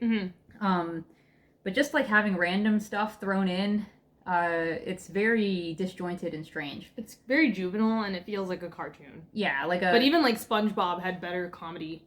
Yeah, SpongeBob had a really, really, really good G-rated comedy in some of the episodes, where it was all about, like, subverting expectations in the dumbest way. Yeah. And then, like, I think observational humor is really funny, but it's tough to pull off in a story-based webtoon. Yeah. And I think we're pretty funny when we point out some of the stuff with webtoon, but, like, you know, you can't really put that type of comedy in a webtoon. No, I mean, a lot of the humor in things like SpongeBob and Seinfeld, where you have a cast of characters, like a consistent cast of characters, is that you set up which type person the character is, right? And then the audience knowing that character, you play with the expectation, or going into a scene like, oh, Hades is super socially awkward, he's this big imposing guy, the conversation is going to be hilarious, right? Right. It's like the comedy is based around the character. Like, for example, in Seinfeld, you have Kramer, who is totally like, he's like this oddball character. He's like totally just out there, and when he's going to be in a scene, it's going to be full of physical comedy and misunderstandings and like overreactions. And then you have George, who's kind of pathetic, and he's really funny because he thinks he's all that, and then it backfires in his face horribly. But this interaction with Hades, that could have been any other character in the comic, and it has nothing to do with his personality or who he is as a person. It was just weird. So that's like an example of like, if you have a really strong idea of a character and you know how they would react to things, and you have an idea in mind of like a funny joke or an instant or a situation, you would do that. But this, again, is very first pass. It's like she wanted there to be a conflict, didn't know why, didn't know what to put there specifically, just put that on the page, and then just went to the next scene. Yeah, yet another example of her not scripting, just drawing as she writes. Yeah. So we get the title, and the episode's called The Owner of This Comb. Oh my god, how many times are we going to repeat this? Because we repeat it a lot in this episode. And you get it, she owned the comb. Yeah, I know. Right? It's ridiculous. So then we cut to Hecate with like really weird arm anatomy, crossing her arms. You didn't go in front of a mirror and like cross your arms and then look at what it looked like from the side. Yeah, I mean, you don't even, if you have Does Rachel even have arms? Does Rachel even have hands? Like, if you have spatial awareness, you can just, look at yourself folding your arms and then imagine what that would look like at a different perspective, just based on like... Or you could just go to a mirror. Instead of a TV in her office, she should have a mirror. So she can pose and look at it and take a picture. Yeah. For her comic. I mean, like, that's what I would... I have a mirror right behind me whenever it's not this mirror, but I have another mirror right behind me where I draw, so I can just quickly stand up and, like, check the pose. Yeah, I use my camera on my phone all the time. I have a Word document on, like, Google Docs called References. Take pictures with my phone, upload them there, go to my computer, use the snip tool, put them on the canvas, and then I reference them while I draw. Like, it's very easy to do, so... and it makes a big difference. So she's talking to him like he's a child. She says, you know what I don't like? And he says, being embarrassed. And what did you do embarrassed you? Again, this is like so strange. Like, Persephone's missing. This random woman agreed to come to wherever they are to sit down. I don't even know where they are. That's what I was going to say. Where even are they? I don't know, because she's in the void when she says, you know what I don't like. And there's like tables behind them, but there's nobody there. No, they're wasting time. I know. They are literally wasting time with this entire interaction. And so there's a panel of her just sitting down. And she says to the woman, would you please tell the king of the underworld where you got the comb? I mean, that's like a waste of so many panels that you could have dedicated towards, again, a really funny comedy of errors. Or if this was going to be a sappy episode about how Hades is like missing Persephone and he feels bad because she's missing, you could have had more time dedicated to that interaction at the pawn shop and his remembering her while he's looking for her. Yeah. That would have been better for the point that this chapter is trying to get across. Yeah. And the other thing that's really weird is that Hecate goes, would you please tell the king of the underworld where you got this comb? But she's not doing it like this. She's doing it like this. Yeah. That's so weird. When people do this type of... When people talk with their hands and they're sitting down, they put their elbow in front of them, not like to the side. That's weird. Yeah. And the next panel is a completely different artist. Oh yeah, of course. It's everything from the way his shirt is drawn to his hair to his color.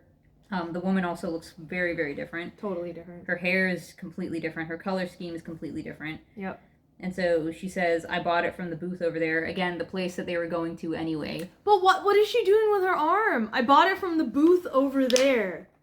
That's not natural at all. What is this pose? It doesn't make any sense. Look at her arm. While she's pointing behind her, but it would just be like, I got it from the booth over there. And from the side, that just looks like this. Yeah, I mean, she looks like she's fixing her hair. I know, it's really weird. It's really weird. And then what is this arm doing? Why is she doing that?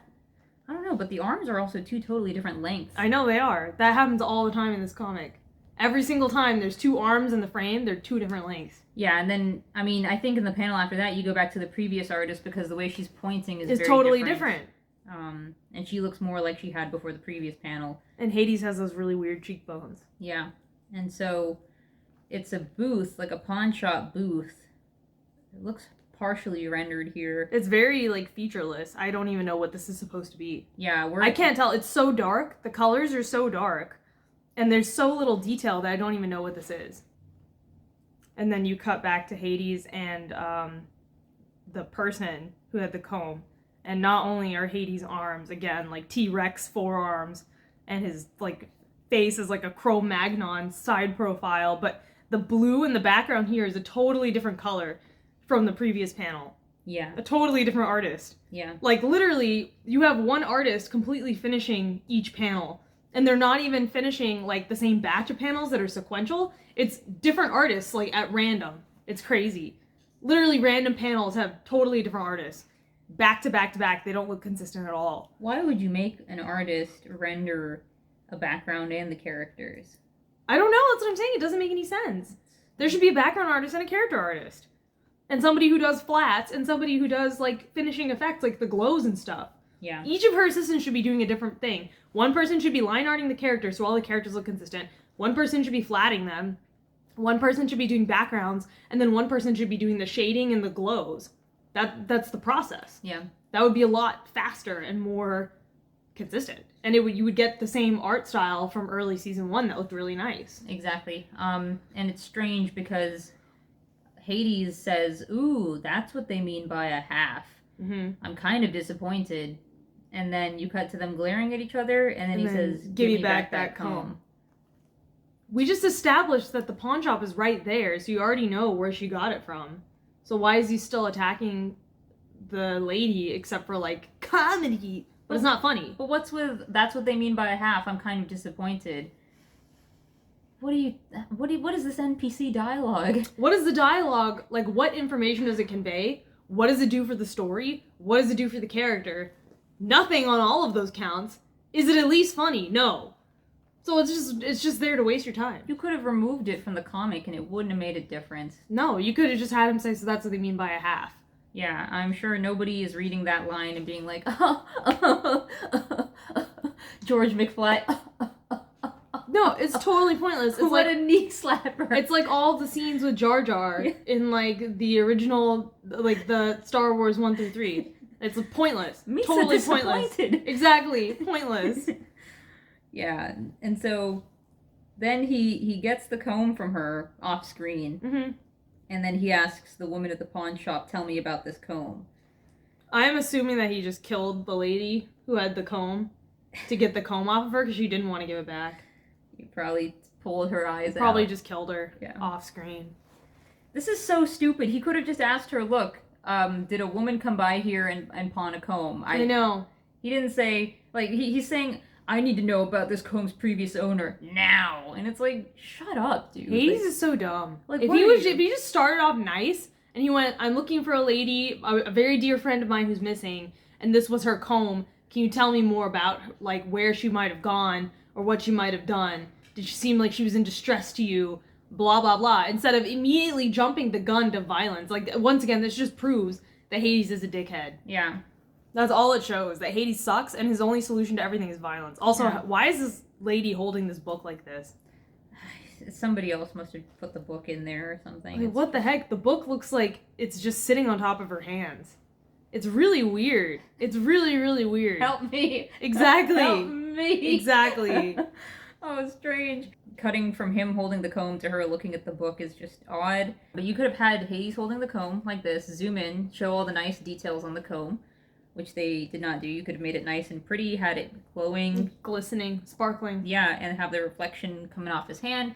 And then you could have cut to a panel, large phone-sized panel of the shopkeeper leaning like this, while you, like, the camera's behind Hades and Persephone, not Persephone, but Hecate in silhouette, and in between them you see her looking skeptical like this, and, I mean, it would have been 2 panels. Instead of 3 panels, 2 of her looking from the book to this, and then cutting to them, it just would have been 2. Or you could have just had the comb, like, from her POV. You have the book, and you could even throw in a visual gag where the book has, like, pictures of shirtless men or whatever in it. Yeah. You know, like, she's reading the book, the comb is in front of her face, and you see Hades' hand. And then, "I need to know about the owner of this comb." And then you cut to her looking up from her book, so it's just 2 panels. Yeah, so that would be like if this is like the book, right? Mm-hmm. This is like the book, and then behind it is the comb, like this. Yeah. Right? And the book would cover the whole bottom of the panel. Yeah. And you would have whatever gag you would put in the book. One panel, one panel instead of these 3 panels. Yeah. 4 panels, really. So he's being a douchebag, and she says, we have a privacy policy here, but it just says privacy policy on the wall. So he does the dig. She just repeats, I said privacy policy, and he says, but, and then she says privacy policy again. But look at Hecate's face of that panel. Yeah, when he's saying but, she looks like a balloon. If you mapped out the rest of her face, it wouldn't even make any sense. No, her cheek, right there, the shadow implies that she has really fat, bulbous cheeks, and her nose is, like, super short. Yeah. It's horrible. Basically the opposite of what she has been drawn to look like. Yeah, and like, Hades' lips don't have any outline on them, so he bleeds right into her. Yeah. It's just horrible. Yeah, I mean, again, the privacy policy, there's nothing more to it than that. I mean, I guess we're just supposed to understand privacy policy. I mean, what is that? That doesn't mean anything, right? It's not like, because of the nature of the service that we provide to people, we respect their right to anonymity. And then Hades goes, he's feeling kind of guilty, like maybe Persephone really did want to be left alone, right? It would have been really interesting if you had this point, like if you took this time to hammer in Hades' bad reputation, because he keeps whining about it. She could be like, look, for all I know, you could be her abusive ex that she's trying to get away from. I didn't hear great things about how you treated your last squeeze, Yeah. Like, if you wanted to continue with the freaking paparazzi element, which was introduced in the beginning and nothing was done with it, then you could have had her say that, and it would be in reference to Minty. Mm-hmm. And then Hades would be like, look, I know I seem like a scary guy. And then he would de-escalate immediately because he's acting like a dickhead. Yeah. And he just continues acting like a dickhead. I don't even know why he de-escalates when he starts, like, threatening her. Yeah, because... He just randomly goes like, the owner of this comb. Yeah, because instead of saying anything useful about the privacy policy and respecting women, their anonymity, the desire to distance themselves from people who might cause them harm, because you could have said or something... bringing up his reputation. Yeah, bringing up his reputation and being like, you think I don't know who you are? I know who you are. That's why and look, buddy, you're still not special. You've got to abide by the privacy policy, same as anybody else. Yeah. Read the fine print, and then it says, under no circumstances do we give out the identities of people who sell their stuff here, right? Something like that. Just something more than just repeating privacy policy over and over again. Because then right after that, he gets angry, and like you said, he escalates further, and he says, I could have this establishment bulldozed to the ground in a heartbeat. Let's see how your precious privacy policy will serve you then. He looks terrible in that panel. He looks terrible, and this is like such a terrible thing to say. I hate Hades. He's such a terrible person. Such a douchebag. And why would you threaten to bulldoze the establishment? Then you'll never find any information about Persephone ever. It's not like he's like, I could call the police in a second and have them go through your files, so it's better you just tell me now. Yeah.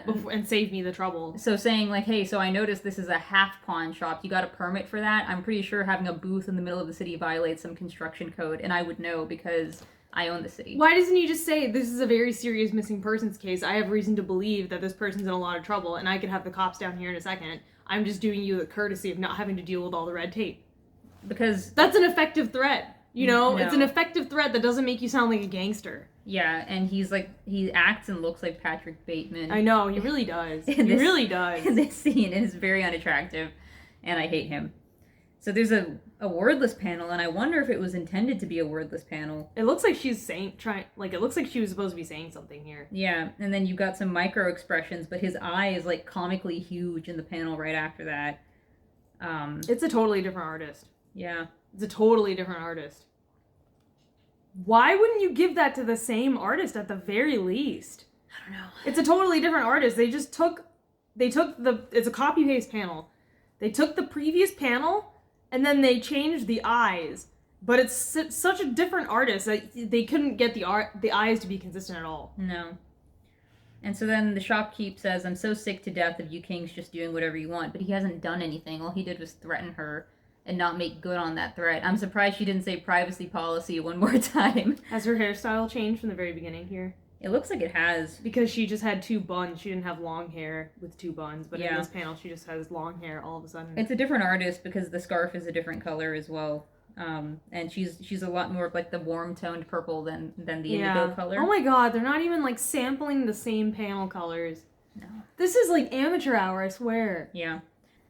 So after she says, "I'm so sick to death of you kings just doing whatever you want," his response is just, "What?" And then he like, oh my god! Look at his hands! yeah. He's got sausage fingers! So his entire hand is like, it looks like a bunch of bananas. Because Yeah! his palm is like bananified. It looks like a bunch of bananas connected to a branch.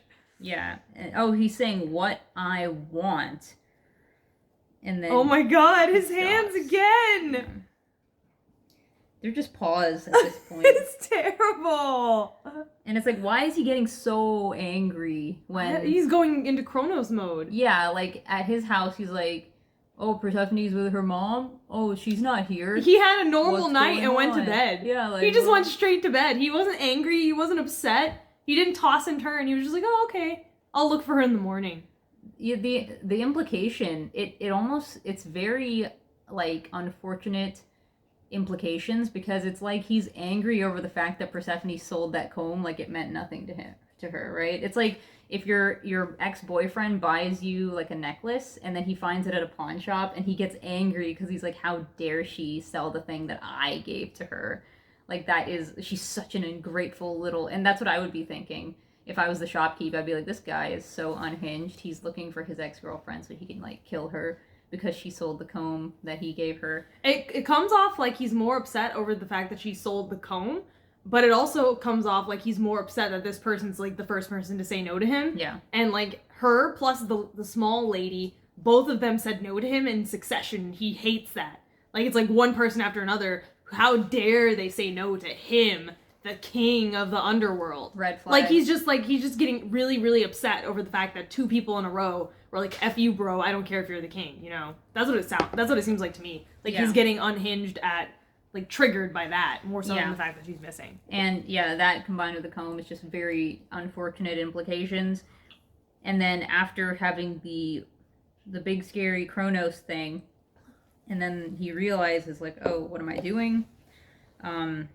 Chin keeps changing sizes.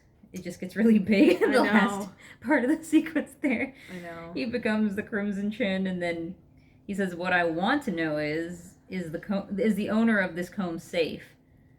They drew his arm before they drew his shoulder. Yeah, so his, like, if you try to figure out what's going on with either of his arms in this panel, you're just going to find yourself, like, so discombobulated. Because if you're raising your hand like that, your shoulder also raises. Yeah. It doesn't, like, his shoulders are neutral, but then there's an arm, like, just floating around here. Unless, put your hand on my head.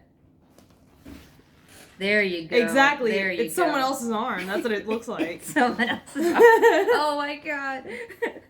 So, and his other arm is coming up like this. I know. With no movement of the shoulder there. Because that No. also requires shoulder movement. So it's some other big, beefy blue guy touching his hair and Like, snaking the arm around two his key back. grips. Yeah, two key grips. Like, whoop, whoop, you know. But why wouldn't you, like, if I draw, like, a contained panel like that, I always map out where their limbs are. With a contained panel like that, you map it out, I draw it small, and then I scale it up to fill the panel. Again, it's easy. It's easy to do. And so then he says, "Today it's painfully clear to me. I don't know the owner of this comb very well, not at all. I didn't know the owner of this comb's birthday. I've been to every pawn shop in the city today. I'm ashamed to admit that even if I did see something that previously belonged to the owner of this comb..." Cheese grater and, like, Beauty and the Beast. Cloche. Enchanted cloche. It's odd. An odd choice of stuff. I know. He says, "In more ways than one, the owner of the comb is a mystery to me, but what I do know is the owner of this comb wouldn't sell this if she didn't have to. If she was safe, she wouldn't have done that." But that's... How do you know, dude? You just said, I don't know her birthday, and I don't know anything about her. You don't know her at all. But I know because I gave her this comb, alright? And I'm special. Yeah. Do you know who I am? Seriously. She would not have sold this, trust me. I mean, it's from me, alright? Like, it's a special gift from the one and only Hades, the best comb. You'll never find a better comb in the entire city. She would never sell it unless she had a gun to her head. Hades. And so he says if she was safe, she wouldn't have done that. But the stupid thing is she was fine. She just needed money. Yeah. They reveal that she was safe. Nobody had a gun to her. Yeah, she was safe. She just needed money, so she did sell the comb. Yeah. She sold the comb when she didn't have to. Yeah. Because she drove herself into debt for that handkerchief. Exactly. So all you can conclude from this entire thing is that Hades is just full of crap. He is full of crap, though. You're just full of crap, dude. So and so this woman, after hearing that he doesn't know the person who sold the comb, but he's looking for her. That's what softens her up. Yeah. He's like, I don't know this person at all, but I'm trying to find them. And I know that she wouldn't have done it unless she had to. And the lady's like, oh, you don't know her very well? Okay, I'll tell you. Yeah, so she has a flashback. It's like, that's the opposite of what you would that's the opposite no.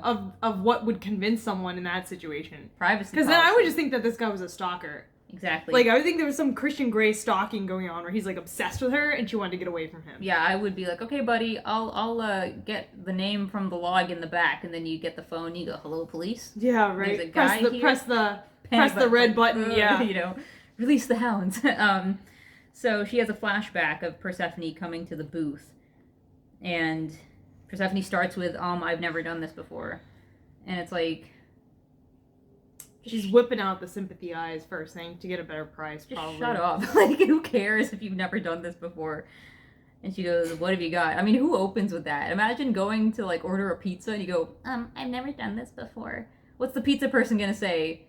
Dude, you just gotta order off the menu. Cool story, bro. No one cares, man. Yeah. Like, it's so annoying. It's so obnoxious how manipulative she is in every situation. Like, there were times when I was a kid and I had, like, social anxiety when it came to, like, ordering off the menu, like, calling a restaurant and ordering. I would never tell the person on the other end, I have really bad phone anxiety, so... Who does that? It's stupid. Who does that unless they're trying to get attention or like, sympathy points? Yeah, like, a better line would have been, like...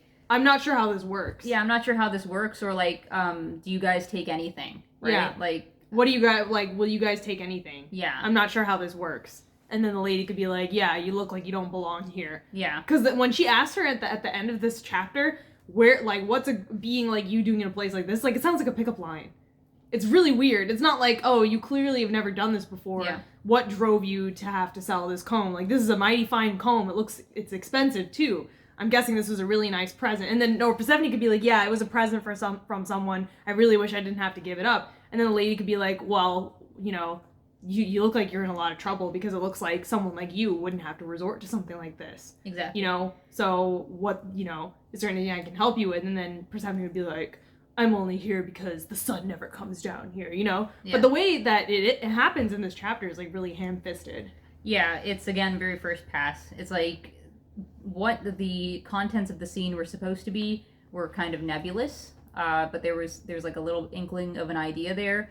And again, it's just, okay, get it down on the page. I'm not going to think about this any further. I'm not going to dwell on it to make it as good and as strong as possible. It's not even first pass. There's no script. Because again, like I said, like we were saying, if you're scripting and drawing at the same time, your content's going to be worse. Like, if you had just sat down and scripted it, you probably would have come up with, like, oh, well, this is a really nice comb, and the person would be like, yeah, I'm ashamed, it's like, it's a gift, I really wish I didn't have to sell it. And then the person would be like, well, you look like you come from a nice background, you know, usually people who come here look really different, you know, Yeah. or like, people like you don't usually come to places like this, like, you know, what's going on? And then Persephone could be, you know, say her cryptic line, because right now, it's just like, I understand the intent, but the build up to it and the execution of it just seems like it's out of nowhere. Yeah. It reads more like, again, no script than anything else. It reads like a bunch of NPCs reading off dialogue that doesn't really connect. Like, Yeah. there's no flow between one sentence and the next. I'm thirsty. I wonder if there's some orange juice Exactly, in the exactly. Yeah. I'm thirsty. Should be some orange juice in the fridge. fridge. So she says, I've got these books. This looks traced, by the way. Yeah, I mean, the perspective is... Traced. Yeah. So she says, I've got these books. And it's weird because there's like a brick wall behind her. Mm-hmm. But that brick wall isn't there when Hades and Hecate are there. No, there's like a fire escape, like a New York style fire escape, because Hades walks down, like he like walks away from the pawn shop while he's delivering his soliloquy, and there's like a metal fire escape, like an old school New York style fire escape, but here there's just a brick wall immediately behind her. Yeah, that's okay. And so then she says, I'm not taking books at the moment. The market is flooded. Again, like, that's not how pawn shops work. If you want her to have to sell the combs, you could be like, those books, okay, that'll be like 5 drachma. And then Persephone goes, 5 drachma? Well, I need a lot more than that. And she'd be like, don't know what to tell you, honey. You know, books don't really go for a lot. Exactly. That's it. You could have done that. That's so much simpler. No, I mean... It makes so much more sense. What do you mean the market's flooded? Nobody talks like this. Not only that, but there's half-price books, right? I went to half-price books to get rid of a bunch of old DVDs, and it was like a box of like 30 DVDs, and the half-price books folks took it for $10. And I was like, $10, really? And they're like, hey, you know, I'm not going to go through every single DVD and check the quality and see if it's useful. I'm just going to eyeball it and say $10. If you don't like it, get out of here. And it's like, okay, yeah, here's the DVDs for 10 lousy bucks. But then if you go to the trouble of listing the DVDs on eBay or something, you could have people buying an individual DVD for like, $5. Yeah, $5, right? I bought my Pirates of the Caribbean DVDs for $5 a piece. Yeah, so, and I sold some SpongeBob DVDs for like $9 each, right? And that was like 4 or 5 of them, $9. That ended up being like $50, yeah. Right? So, I mean, the market is flooded. No, they never say that, because honestly, textbooks first edition, no pawn shop is going to turn those away because those are so expensive. So that's just... You could buy them for $5 and turn around and sell them for $30. Exactly. It's just stupid. Pawn shops always buy stuff because you never know, someone's trash is another person's trash. Yeah, no, they would just give you an absurdly low amount. Yeah. Absurdly low amount of money. Yeah, so the market is flooded thing is just BS. And so she says, Kay, what about a laptop? And it's like, we saw you take that laptop out of a dumpster. Like, Persephone's an idiot. Yeah, so many chapters Persephone is an idiot. And even then, she said, that's a piece of junk. I'm not going to take that. I could give you a store credit at best. Why doesn't she just say, okay, we'll scrap it for parts? Yeah. That's 3 drachma. You know, the books, 5 drachma. Here's a laptop. Hopefully that'll be worth a bit more. Actually, no. This thing is just going to be scrapped for parts. 3 drachma. And then Persephone's like, I need more than that. And she's wearing the comb. And then the lady could be like, hey, what about that comb? Yeah. Easy. And... Have her wear the comb. Yeah. So the lady can point to the comb on her head and be like, what about that? That was in something. I forgot what it was in, but it was in, like... It was something where the person was like a royal, or like they were like really rich, and then they like sold their treasured possession, which was like a family heirloom, and they like wore it all the time, but they had to sell it. I don't know, like maybe Anastasia or something, where they're trying to make money to get something, and then they're like, oh, no, not this. Like this is my family heirloom, and they're like, now that is worth something. Let me take a look at that, and it's like the person that they're trying to sell to. You know what I'm talking about? That's like a scene in something. It is a scene in something. Let's look it up real quick.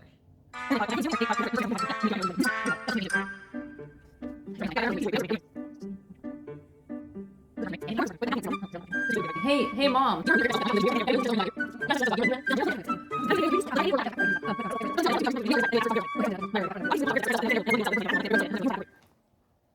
Man, if it wasn't in anything, then I'm totally stealing that idea and putting it in like a Lore Olympus rewrite.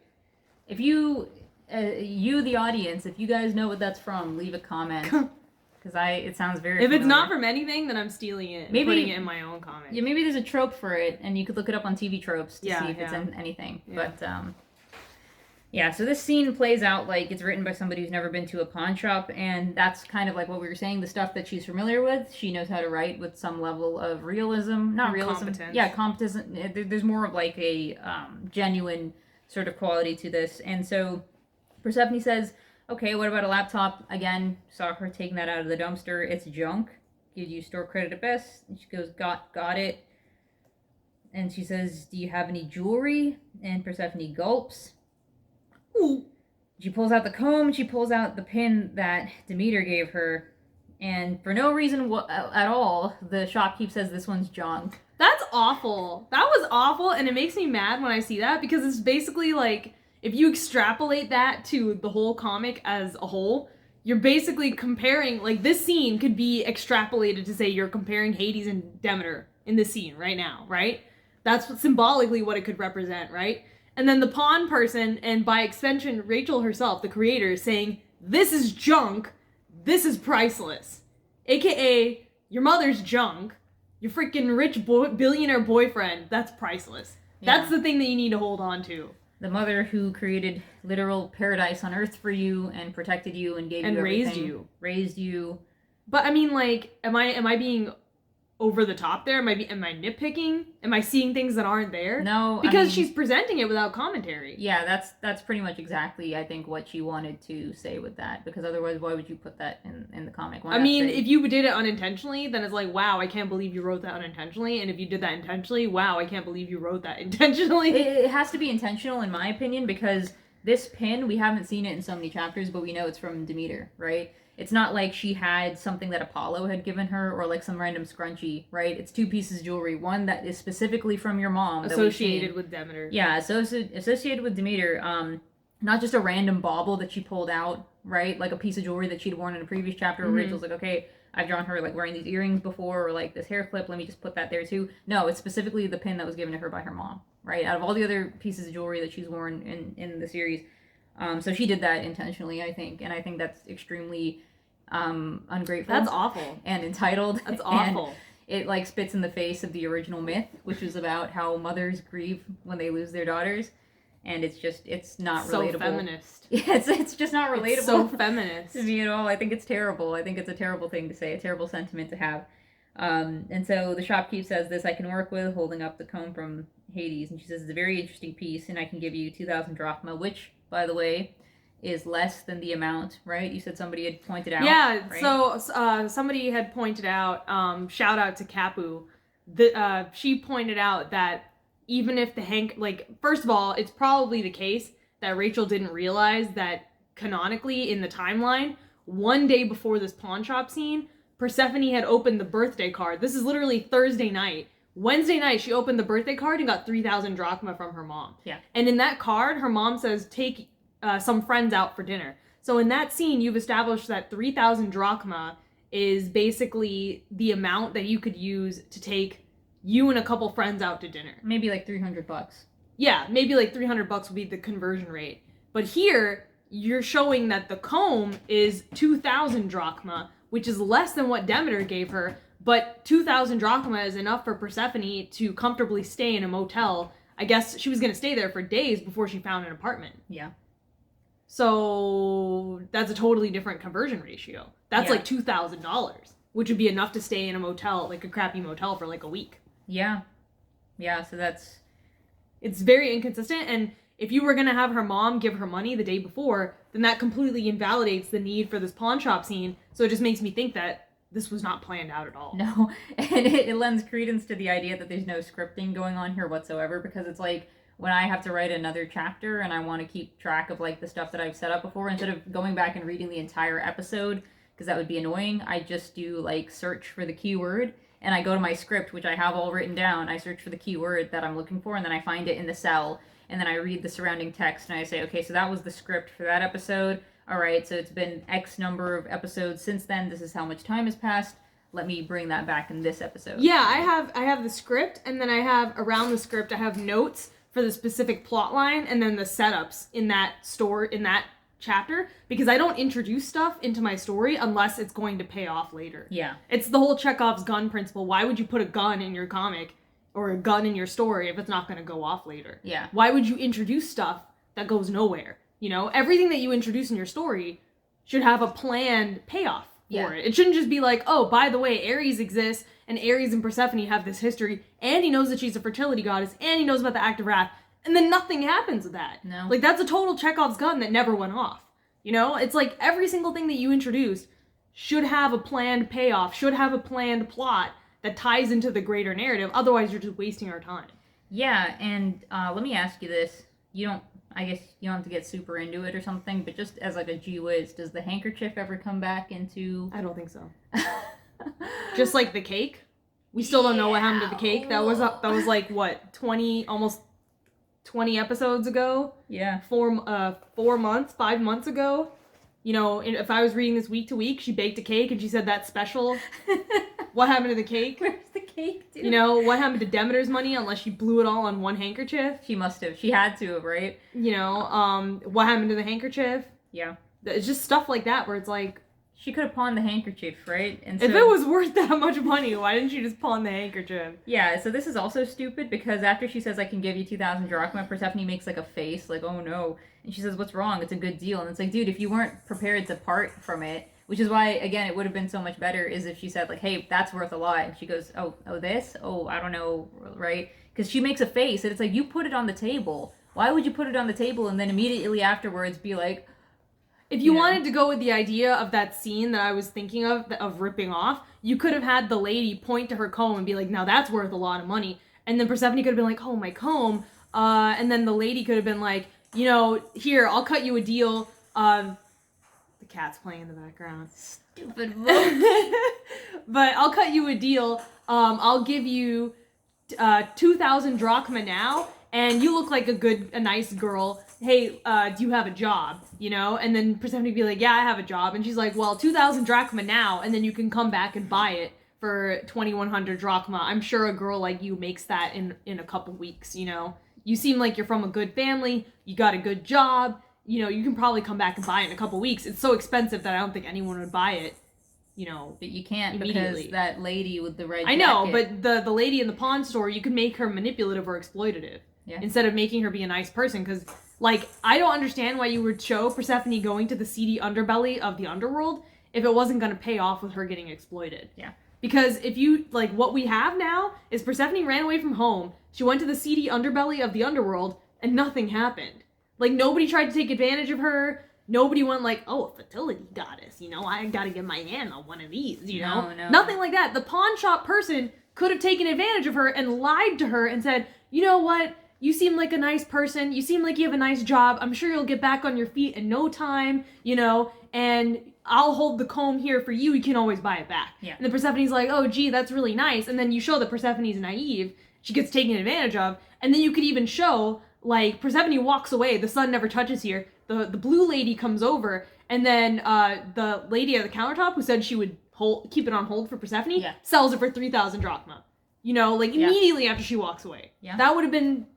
You know, that scene when it's, like, punched, you know? It would have had a punch to it. It would have had a bite to it, where it's, like, immediately after leaving her home, Persephone's so naive that she's getting taken advantage of left, right, and center. Exactly. Just like the, in Memento, going back to Memento, the main character has short-term memory loss, so he can't remember, you know, anything longer than, like, 10 minutes. So at the motel that he's staying at, the guy at the motel has rented him, like, 3 different rooms, because he doesn't remember how many rooms he's rented, and every time he shows up, he rents him another room. And it's like, people will do that to you if they sense weakness, especially if you want to portray the underworld as like a seedy, New York, cutthroat style town. Yeah, and Persephone's supposed to be naive. And there's supposed to be stakes here. You're supposed to feel worried for her, so why not show her getting exploited immediately? Like, that would have been more interesting. Yeah, because it's not being planned as it's being written, right? And, like, right now, there's, like, nothing bad happening to her. It's not like she even goes into the motel and she can't sleep on the bed because she's gonna get crabs, you know? Yeah. You know? And so everything Hades was saying, like, unless she was unsafe, she wouldn't have done that. No, we see in you know, the omniscient flashback, she put that comb on the table. Nobody forced her hand. She put it on the table. She wasn't unwilling to part with it. She had a gay old time in the motel. The only thing is that she couldn't get decent Wi-Fi. Yeah. Nothing really bad happened to her until the arrest warrant went out, and then she freaked out. The arrest warrant for something that she did. Yeah, exactly, that she actually did do. So, I mean, like, Hades is full of crap. Persephone's full of crap. The narrative is full of crap. It's gaslighting you. Seriously. And so she says, somebody important gave me that. I'm ashamed. And this woman just looks like Yubaba from Spirited Away. Like, she looks like a toad. It's just 2 panels It's just 2 panels of her staring at the void. Yeah. What is she looking at? I don't know. Like, I guess flashback over now. And you got Hades also looking strange. It was staring into the void. Yeah. And then he says, my friend is missing again. It's so contradictory because he was calling her the owner of the comb and I don't know anything about her. And now he says, my friend is missing. And it's like, I mean, seriously, like, you need to, this is so frustrating to read because it's repetitive. Not only is it repetitive, it's inconsistent while also being repetitive. It's like, not only is it, like, she was making a big deal about the fact that he doesn't really know the owner of the comb, which is why he wasn't referring to her as his friend when he was going through all of that. And then she immediately undercuts it by having him say, my friend is missing. Yeah, it's like every time Apollo shows up, there's a different motivation for his obsession with Persephone. First, it's just like, lol, you're a woman and I raped you, get over it. And then it's, oh, I want you to be my queen. And then it's like, dude, are you okay? Did somebody curse you? Like, why are you obsessed with her? And then it's, I'm just gonna blackmail you and everyone's just gonna think you're a slut. And then it's, hey, Hera, can I marry Persephone? Like, it's totally different every single time he shows up. Yeah. And in this one episode, we have two totally different, ways that Hades, no, I would say three, because he, like, flips his lid and goes all gonzo first. Yeah. Before he goes the owner of this comb, and now he's like, my friend. Yeah. I was like, dude. How do you not keep that consistent in one chapter? You just had this whole soliloquy implying that you didn't know her very well, and then you go back to, like, my friend. Yeah. And then he decides to show her the picture of Persephone, and she sighs and says, I can't say she looked in high spirits. She definitely gave off a leaving in a hurry vibe. No, she didn't. We just saw the flashback. Did she say anything? Come to think of it, she did say something that struck me as odd. And then that's when you have the exchange. What's a being like you doing in a place like the underworld? This comes off like a pickup line. Yeah, and she says the sun never touches the underworld. But again, there's no reason for her to say that, because a lot of people mistake Persephone for a nymph, and she's not showing her ears. So what's a being like you? Again, it would have been like, look, kid, it's clear to me you don't really know what you're doing. You're not at home here in the underworld, right? I get the sentiment, but the execution is horrible. Exactly. I know what she's going for. I know exactly what she's going for, because I've seen this scene. Like we were saying, we've seen this scene before. It's in something, but I don't know why the execution is so confused. And, like, really also at the same time, like, halfway to getting what she wants to get on the page, the rest of it is your brain filling in the blanks. Your brain going, oh, I've seen this before. I know exactly what she's going for. Like, you don't know that you're actually doing that, but if you just look at the words on the page and you limit your understanding of the scene to that, it's very confused and it's very, like, shallow. Yeah. All of the extra interpretation that you're adding to this scene is your brain filling in the blanks, because the webtoon doesn't give you, like, much of anything. No. And so she says the sun never touches the underworld. It's the perfect place. The implication being that she wants to be as far away from Apollo as possible. But again, like, after hearing the shopkeep say that, nobody puts two and two together. It would be really helpful if Eros had said something. Yeah, please, right? Jesus. If Hera could say something, if someone could say something and put two and two together, because it's like, it's ridiculous at this point. Again, it's frustrating to read. And honestly, like, you could just go back to the mortal realm and you wouldn't have to deal with Apollo either. I know. Right? Why doesn't she just go Like, back to Demeter? And it's free rent. It's not like she's ever going to go back to school. I don't think she ever goes back to school after this. Yeah, so everything that she wanted to go strike out and do on her own, she doesn't do anyway. So what's the difference? Why was she making such a big hubbub about staying in the mortal realm if she just stays in Hades' house for like 2 weeks? Because that's what happens, right? Yeah, she stays in Hades' house and under, like, house arrest, basically. Yeah, I mean, what's the difference between that and being in the mortal realm? You know the difference. We've spelled it out so many times. Yeah. Great. So that brings now us... we're on episode 124. Yeah, body of evidence. Oh my god. I don't know why the comic flip-flops between having the title in the beginning versus having the title, like, after an introductory scene. No. It's, like, really consistent. I mean, sometimes I do that, just because, like, from a pacing perspective, like, depending on what the ending of the previous episode was, you want to pick up right back in the action. Right. Pace for a little bit, and then, because I like to make the title scenes a full phone-sized panel. Mm-hmm. And sometimes I don't just start with that cold turkey, I guess, for lack of better... Cold open. Yeah, cold open. Sometimes I like to provide a little bit of setup and then cut to the title, because the visual that I use for the title is dependent on what the atmosphere is. The preceding visuals. But it's not like she does that. No. So like, when the panels are preceding the title, it's not like it cuts to, like, you know, it's not like Watchmen, you know, where it's like you have a few panels building up the episode, and then you cut to, like, some really cool, like, neon, blood-soaked image, and then you have, like, Watchmen chapter, whatever, you know? Yeah. It's not like she's doing that. With the ticking of the clock. Yeah, it's not like she's doing that. No. So we get some whispering and then speculation about Hera's appearance in the office, because she hasn't been in the office for weeks. again, Zeus saying you've been neglecting your duties. I guess that's what the common thread is. Mm-hmm. It must be something big. And she is thinking about Apollo, and she says, I should have never second-guessed my visions. I mean... I never got that she was second-guessing her visions. I just got that she didn't know what to make of it and didn't have enough evidence, so she didn't pursue it. But if she knew that Apollo was behind it this whole time, why didn't she do anything? No, what has she been doing for the past, like, several weeks if she isn't doing anything about Apollo, and she's not doing her job at the office? What has she been doing? The only thing she did was follow Hades and Persephone that one time on, like, Wednesday last week, 1 week ago. As a paparazzi. And take their picture. But that wasn't even investigating what happened to Persephone.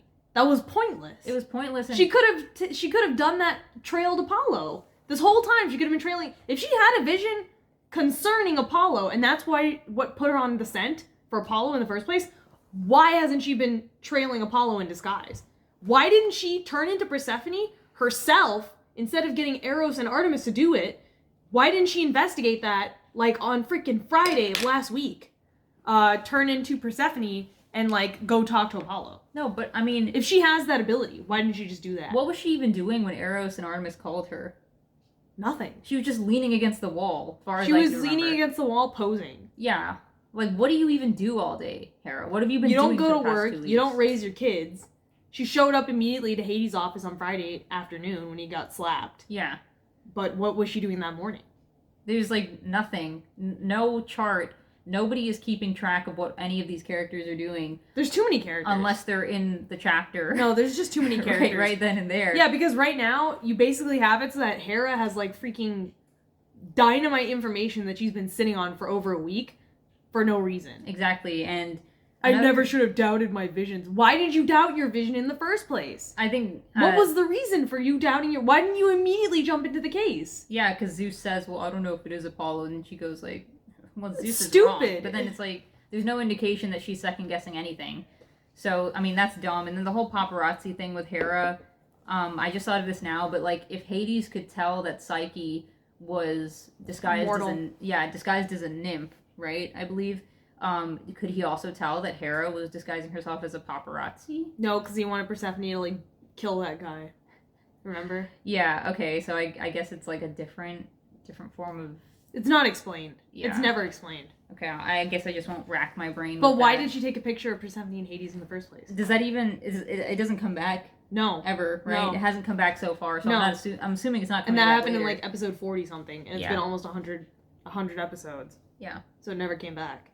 And this whole thing about blessed and pending, I mean, if you look at the structure of the strings on the board, it doesn't make any sense. No. Because why is a string from blessed going over to pending? Like, what's going on here? Hera, you suck at planning marriages, dude. Like, and she says, maybe I should talk to my husband. Why?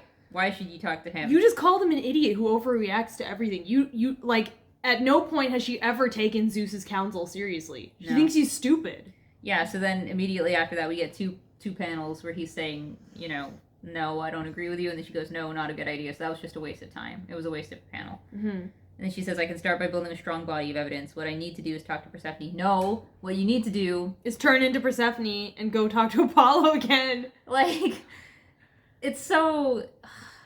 It's like when you're watching a horror movie and the main characters keep making stupid mistake after stupid mistake. It's the most frustrating thing to read. You don't need to talk to Persephone. You had Apollo... You could have talked to Persephone on Friday when she came to your freaking dinner party, but all you were doing was trying to ship her with Hades. Yeah. When you knew that she'd just been brutally raped. Like, you saw that she'd just been brutally raped with your stupid vision, and the first thing you did was, like, try to get them together. Like, what the F? She's an idiot. All the characters are idiots. But she knew that they'd been brutally raped, and then opened up her little book with Persephone in it and started picking out her suitors. So creepy. What the F? And stupid. It's what? It's like she didn't even know that she'd been assaulted. Like, Yeah. Rachel forgot that she knew, and she should have been thinking about that first and foremost. Yeah, again, it's there's no script to reference to keep the characters consistent and to keep who knows what, like, consistent. So Hera rightfully calls herself stupid, and she says if I had just stayed in her form for a little while longer, I could have gotten more information out of Apollo. Yeah, you could have. You could have, Hera. Yeah. You're an idiot. And before that thought can dwell for too long, because the audience at this point is going to be like, yeah, that was really stupid. Why did you do that? We have Echo coming in with some tea.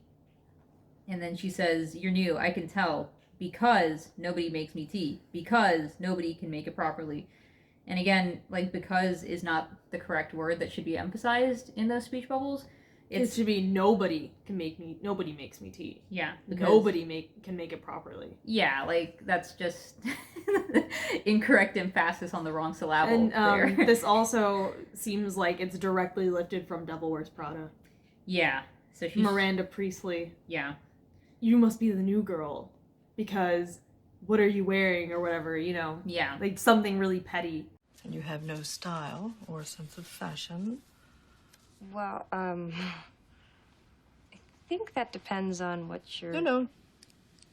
That wasn't a question. I also won a national competition for college journalists with my series on the Janitors Union, which exposed the exploitation of... Exactly. And she says, your husband hired me to be your assistant. We never saw that, but I guess he did. And she says, I see. And so we get a couple panels of her looking her up and down. She says, well, I don't need an assistant, so you're fired. And then Apollo shows up, and you've got her other assistants saying, you can't just go in there, my lord. It's fine. She'll make time for me. My lord, the queen is very particular. I'm sorry he barged in here. Hera, I really need to talk to you. It cannot wait. They forgot the line art in this panel. Yeah. His arm is just... Well, all of the line art in his jacket is gone. Yeah. And his face, too. It must be two different artists again. That's what I'm thinking. Yeah, because the colors for his jacket change completely in the next panel. Yeah. And he's in more blue-purple. Like, this artist is the most competent because they have much better color theory. Yeah, I mean, what are the odds that she would be at her office and Apollo would show up and find her at the office if she hasn't been there for weeks? Yeah, for 2 weeks. I mean, he didn't call her on the phone first. That's how everything happens in Lore Olympus. Everyone just bumps into each other. What It's like a Bollywood movie. Oh, jeez. And so then we get this really odd 3-panel thing where we see her earring, her eye, like, bulging, and then I don't get it. And she keeps doing this. Like, that's the first time it really showed up. And it keeps happening later on in this comic as well, where instead of actually drawing the action of Echo, her eyes widening and then turning around immediately and then walking towards Apollo from the side, which would have been more dramatic, she just had those, like, you know, crappy, tiny panels focusing on one thing. Yeah. But not conveying any movement whatsoever. No. Since this entire exchange is really stupid because she basically, like, I don't know, girl bosses all over Apollo. Like, she shuts him down, basically. But she also starts dancing with the tray. Yeah. But not only that, she basically, like, shuts him down and says, excuse me, you don't have an appointment. And he tries to say, like, I don't need an appointment. And she shuts him down and says, everybody needs an appointment to speak with the queen. Her time is very valuable. And this whole thing where it's like, yeah, Echo, you tell him. And then immediately after that, Hera says, I can make an exception on this occasion. So Echo just looks like a moron. But then she starts dancing here. Yeah, like she's dancing when she says, even Zeus himself has to make an appointment to see the queen when she's at work. And then this one, too. She's dancing. Are you saying you're more important than Zeus? What is she doing with that tray? Apollo would be like, I don't want any trouble, please. I'll go right now. Just stop whatever this is, please. I'm begging you. Yeah, she's like doing like a wiggle. She's like establishing dominance, just keeping eye contact and being like, Apollo, you think you're better than Zeus? You think you want to talk to the queen, Apollo? And he's just like, I want no part of this. I gotta go. And he's like shaking. Like, yeah, he's like, because he's like, what's going on here? She's like, you know, so. And it's all caps, too. He's like, oh no. And then we keep getting cuts of, like, Hera's face, and it's so pointless. There's, like, at least 2.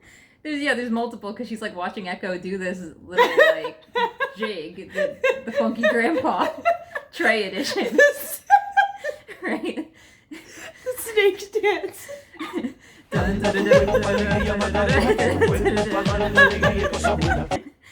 You know, oh my god. and it's so embarrassing because she says, "I could make an exception on this occasion." She goes, "Very well, I'll see myself out." Like, get out of here. Like, after that whole, like, song and dance, she's like, "Okay, my job here is done." It's like, yeah, get out of here. You're embarrassing. Oh my gosh, I'm crying. But before she can let her leave because it was awkward and embarrassing, she says, "Stay, take notes." And it's like, oh crap.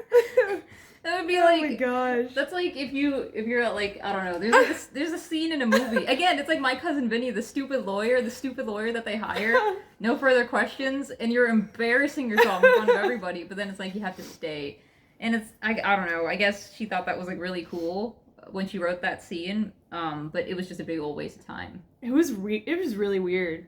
I always thought it was really weird that Echo starts dancing with the train. A big awkward waste of time. And Apollo looks so shaken. I know. He's sweating a lot. And then he pulls up and Hera says, "Apollo, I've been seeing a lot of you today." And she gives him the eyes and he says, "First off, I wanted to explain myself. I know my language might have seemed a little abrasive, but it's only because you don't have context." And she goes, "I cannot wait for you to explain it to me. I know it's hard to believe, but we're together, and it's a secret. You know, since she's in TGOEM. It would be quite the scandal if anyone found out." And then she says, there's this weird panel where they're both wearing sunglasses, but neither of them have arms on their sunglasses. Yeah. They forgot to draw the sunglass arms. Those must be those, like, fancy glasses, like the Morpheus ones that just pinch onto your nose bridge. But Persephone doesn't have a nose bridge, so how is it staying on?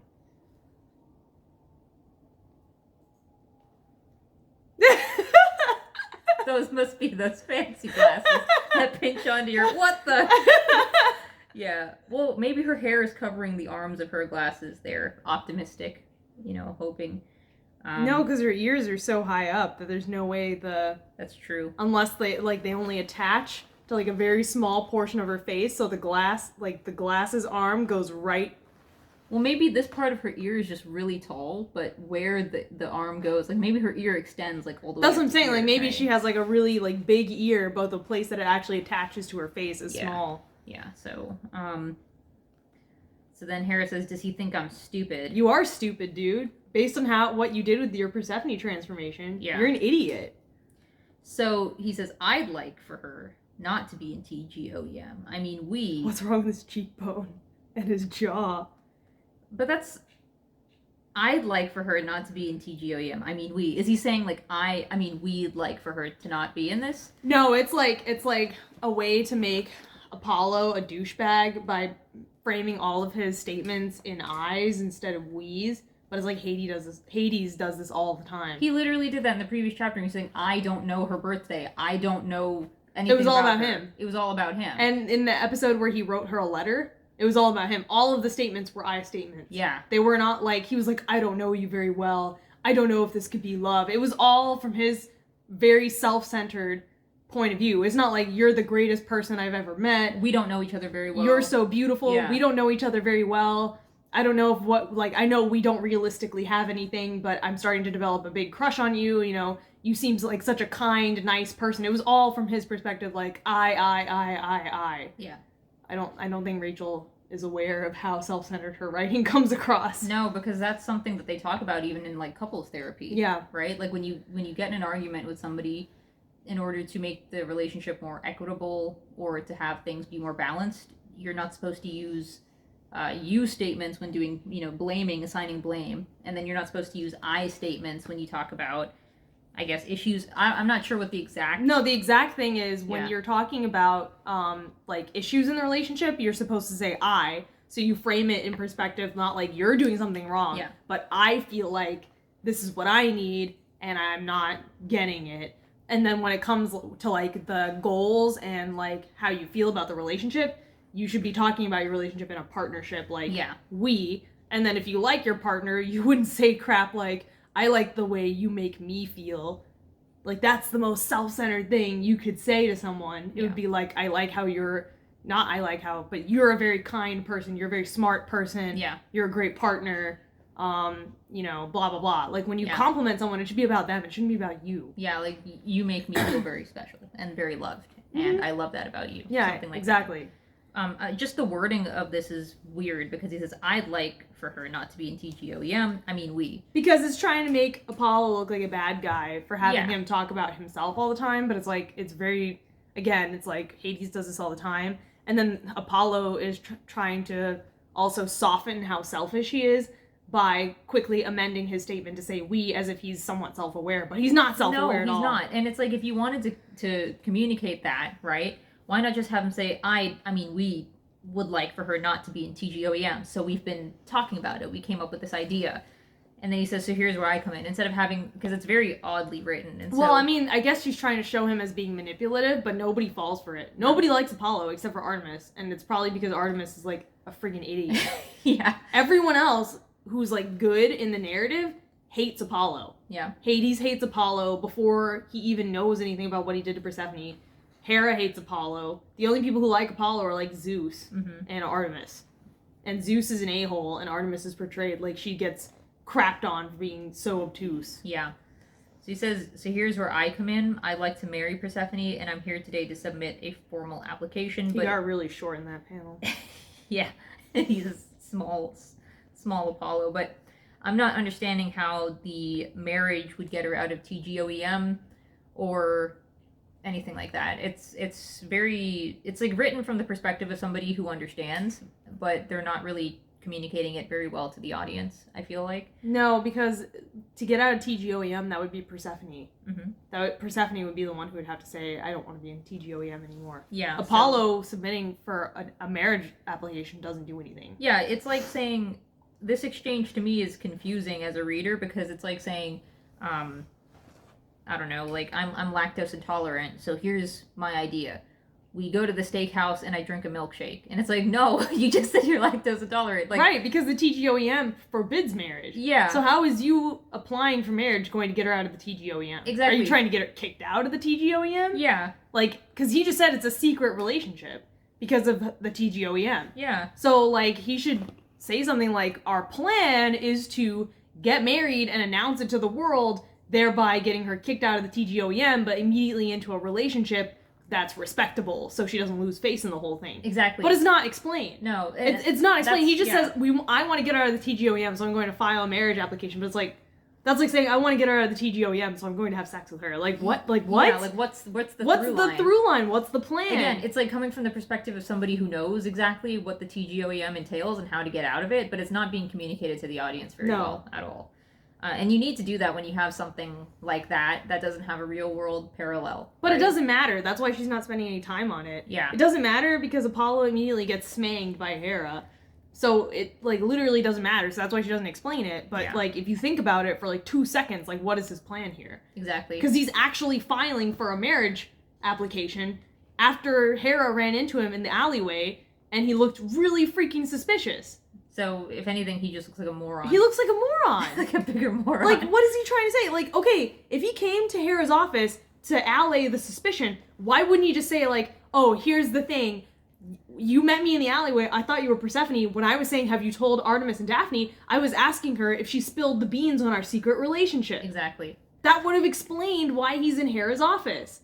He doesn't even have to ask for a marriage application because I don't even think he wants to marry her because he was saying that she's ungrateful and all that stuff, and he started dating Daphne. So why does he want to marry her all of a sudden? Yeah, but he's got the formal application in his hand. It's, again, like, I don't think we ever get a look into Apollo's head. Right? I don't know. Like, is he seriously intending to marry her at this point? Or is he just doing it to throw Hera off the scent? I don't know. Like, why didn't he just tell her, like, the reason I reacted like that is because we're in a secret relationship. And I just wanted to make it clear to you so you didn't tell anyone because she would get in trouble with the TGOEM. I planned to marry her, and I was going to bring her back here to submit a formal application, knowing full well that he never would, because he actually doesn't want to marry Persephone. He wants to marry Daphne. Or he wants to date Daphne. Another thing is that Hera at this point knows from Eros and Artemis that Persephone's missing. Yeah. And she's not saying, do you have anything to do with the fact that Persephone's missing? Or do you know where she is? Yeah, and then, I mean, does Apollo know at this point that she's no, missing? No, he doesn't. So, I mean, he would be like, why were you pretending to be Persephone and talking to Demeter? Does Zeus know about this? and then he uses that as leverage over Hera. Hera could be like, oh, if you're in a secret relationship, then riddle me this. Where is she? Yeah. And then Apollo would be like, what? I don't... And then Hera would be like, I don't think you are in a secret relationship. I think you're hiding something. And then Apollo could be like, well, two can play at this game, Hera. Why were you pretending to be Persephone and having lunch with Demeter? Yeah. Does Zeus know about this? And then he'd be like, better yet, when she pauses, when he says, does Zeus know about this? He'd be like, does Demeter know about this? Yeah. And then he'd be like, I'm going to call Demeter. And she'd be like, no, right? Yeah, exactly. Like, I mean, it's like both of them just became like room temperature IQ in this exchange. Like apes. Yeah. And then, like, the weird thing is that everyone talks to each other, like, they're both speaking in different languages. Yeah. Like, there's some weird language barrier between the two of them, because they never directly say what they mean. It's No. really weird. No, not only do they not directly say what they mean, but they're not responding to the important information or using the important information. It's like, if something crazy happened to me, right? Like, if I was on the street and I got mugged outside of my own house by my neighbor, and my neighbor said, you better not tell anybody about this or I'm going to come by and do it again. And I called you and I said, dude, you got to come over. And then you came over and you're like, what is it? What's the problem? And I said, so, do you want to eat some salad? And you're like, sure, I'll eat some salad. You sit down and eat some salad. And I say, yeah, so my neighbor's been acting really weird lately. And it's like, no. What's all that stuff about the exchange with your neighbor that just happened? Get into the details. I would not, like, waste time talking about something else. I would tell you what was at the front of my mind. It's like, there's no understanding of what is at the front of these characters' minds ever when a big reveal just happened. You know what? I think the reason they talk in circles and never state directly what they're trying to say or directly what they're trying to do is because that's how Rachel talks in real life. Oh yeah, with that quote about it being a deconstruction? I've listened to a bunch of her interviews. That's how she talks in real life. She circles the point. Like circling the drain. It's like orbit. You know, the orbit of a satellite. Eventually it's gonna crash into the earth. But until then, you're just listening to it go on in circles and circles and get closer and closer, but it never quite hits it. Oh yeah. That's what it's like. So it's pretty, like, I'll start off with for the general, like, story, like, you know, ongoing chapters, I'll kind of do like bullet points just to make it really easy, and then maybe some like nested bullet points. And then when I go to make the chapter, I will write it. So I write probably like 400 to 500 words, and I'm like, I feel like this is roughly going to fit in 70 to 60 panels. I'm like, it's going to balance out. That's the recipe I've found works for me. And then I will start, like, I know some people do like thumbnails, which are kind of like really brief, sketchy drawings, but like I don't really do that because I feel like I spend just as much time on the thumbnails as I do on the actual like draft. So I'm like, nah, and like the dialogue and text kind of works as a thumbnail. And I go in and start laying it out, and I will definitely like work on the script still when I'm laying it out with the drawings, because quite often you'll do a drawing and you'll be like, this looks funny, and it will kind of inspire you to like elevate the dialogue a little bit more, or like do a joke that you didn't think of before because you see how funny the characters look, and you're like, oh yeah, no, I could definitely, you know, add in a couple of extra panels to execute this joke, or to, you know, sprinkle some sugar on top, what have you. Yeah, so that's generally how I go about it. Occasionally, if it's like an action-based scene, because I'm not like that great at action, I will actually draw it first, because I'm like, I don't know how to write out action. Like, it feels very strange to be like, such and such punches such and such in the face, because I don't have like the skills to write it. You know what I mean? Like, I just write the you know, the dialogue and nothing much in between. Yeah. It's like none of these characters ever state the effing point. No. Get to the point. They don't. They never do. And it's like, you're sitting here thinking, like, how come he's not asking her, did Demeter know about that? Did Zeus know about that? I don't think you guys are in a secret relationship. Like, it's all information that's at the front of my mind. This should have been a really tense confrontation. Yeah. It should have been like a really tense, like, oh, Hera knows. Oh, and Apollo knows. Yeah. Oh, what are they going to do to each other? Like, Death Note style conversation. But it's not. It's just, it's really dumb. Yeah, so he hands her the application, and then she laughs at him, takes it, and rips it in half, and he says, what? And she goes, thank you, I haven't laughed that hard in a long time. Also, no. Why not? I need your blessing. Why not? I need your blessing? What? Why not? Does Apollo legitimately want to marry her? I'm confused. Does he legitimately want to marry her? Because the last time he saw her, he acted like a total tool, and like he had no use for her because he had Daphne now. Yeah, but I mean, not only that, why not? I need your blessing? I mean, what kind of piece of dialogue is that? That's like if you apply for a job and you say, here's my resume, and then the person rips it in half, and then they say no, and you say, why not? I need you to hire me. No, just say, why did you do that? Exactly. What's wrong with you? Yeah. Like, what's the matter with you? I mean, it's your job to bless marriages. What, you don't approve of me and Persephone? Like, this is like caveman scrawling on a cave wall, superficial thought bullcrap. Like, this is horrible writing. And she says, why is no such a difficult word for you? What does that have to do with what he just said? Why are you guys having NPC conversations? And then he turns into a flameoid. Yeah, and he says, I feel like you have the wrong impression of me. Again, he's responding to like the completely nobody said anything. Nobody said like anything, that, dude. Why is it so hard for characters in this series to have a coherent conversation? It's like if you just put all the dialogue in a script and read it as like a book, right? It would be so confusing to understand why are they talking to each other like this. And he says, I'll prove to you I'm worthy of your blessing. Again, Apollo, go out with me. I don't want to. I don't like you. It's because of Hades, isn't it? No, I don't like you. Well, what if I take you out to this place? No, I just said I don't like you. You know, I'll prove to you I'm worthy of your blessing. She didn't say anything about a blessing. She didn't say anything about a blessing. She literally ripped it apart and then set it on fire. And then said no. And instead of saying, why not? Don't you approve of me and Persephone? And then saying, I'll tell Zeus that you were impersonating Persephone. He just says, I'll prove to you I'm worthy of your blessing. Like, his brain is like, there's something wrong with Apollo. Like, he's just, like, annoying and very poorly written at this point. And then she says, wait.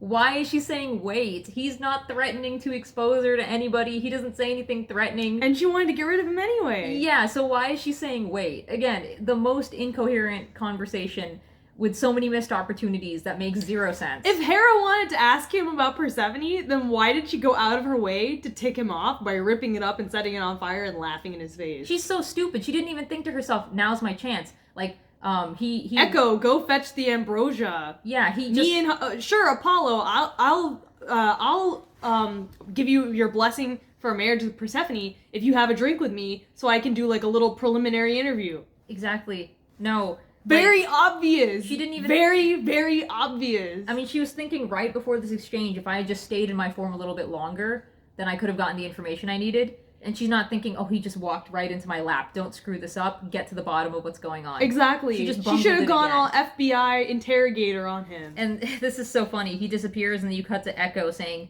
he's gone. We know! We just saw him disappear! Thank you, Captain Obvious. Yeah. And then she says crap and drinks the tea. And then we get this stupid thing about the tea. I don't care about it. No, but it's so funny. It's like steeped for 3 minutes at 99.8 centigrade and served with a twist of lemon. It's been like 20 minutes since she made the tea, so it's freaking cold now. Yeah. So who cares at what point it was steeped at? It's dead. It's cold. Yeah. And she says, what is your name? And then Echo. Like, the most horribly written, incoherent, waste of time, missed opportunity scene I've seen so far. Very frustrating to read. And...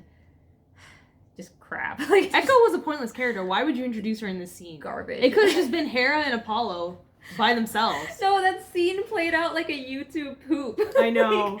It felt like somebody was editing the conversation. Yeah. No, it felt like Internet Historian, the Area 51 Joe Rogan podcast. Yeah. You used to work at Area 51.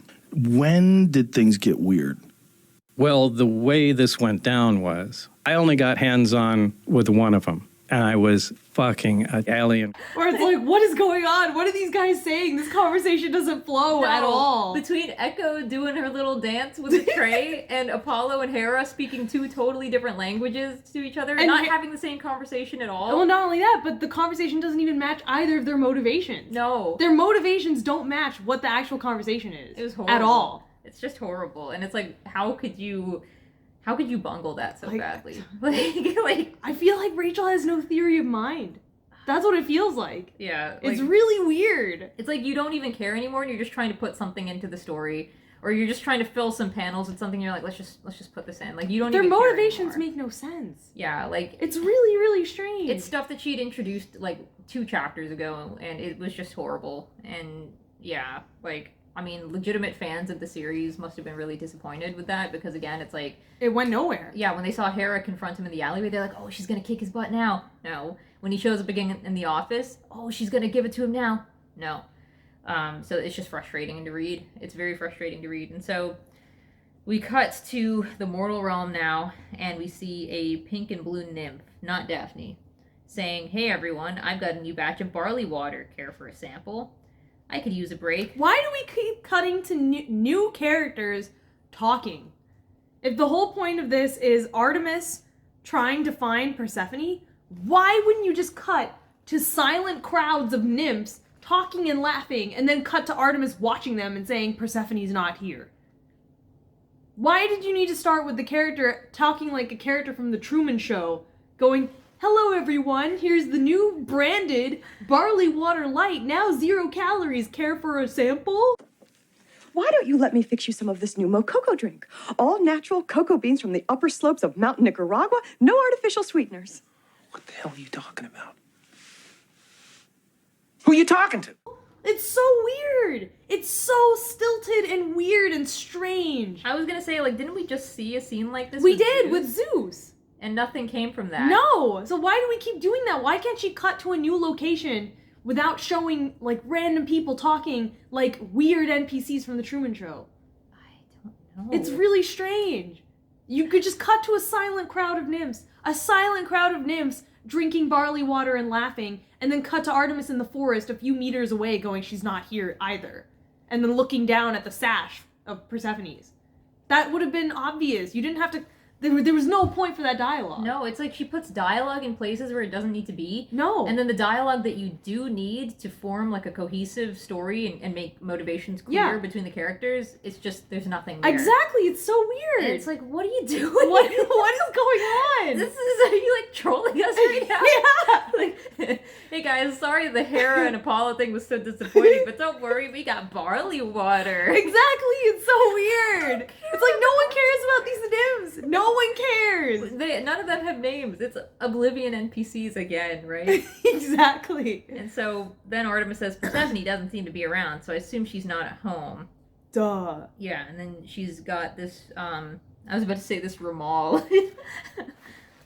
Why did Artemis go like, Persephone doesn't seem to be around. She's not at home, so she doesn't seem to be around.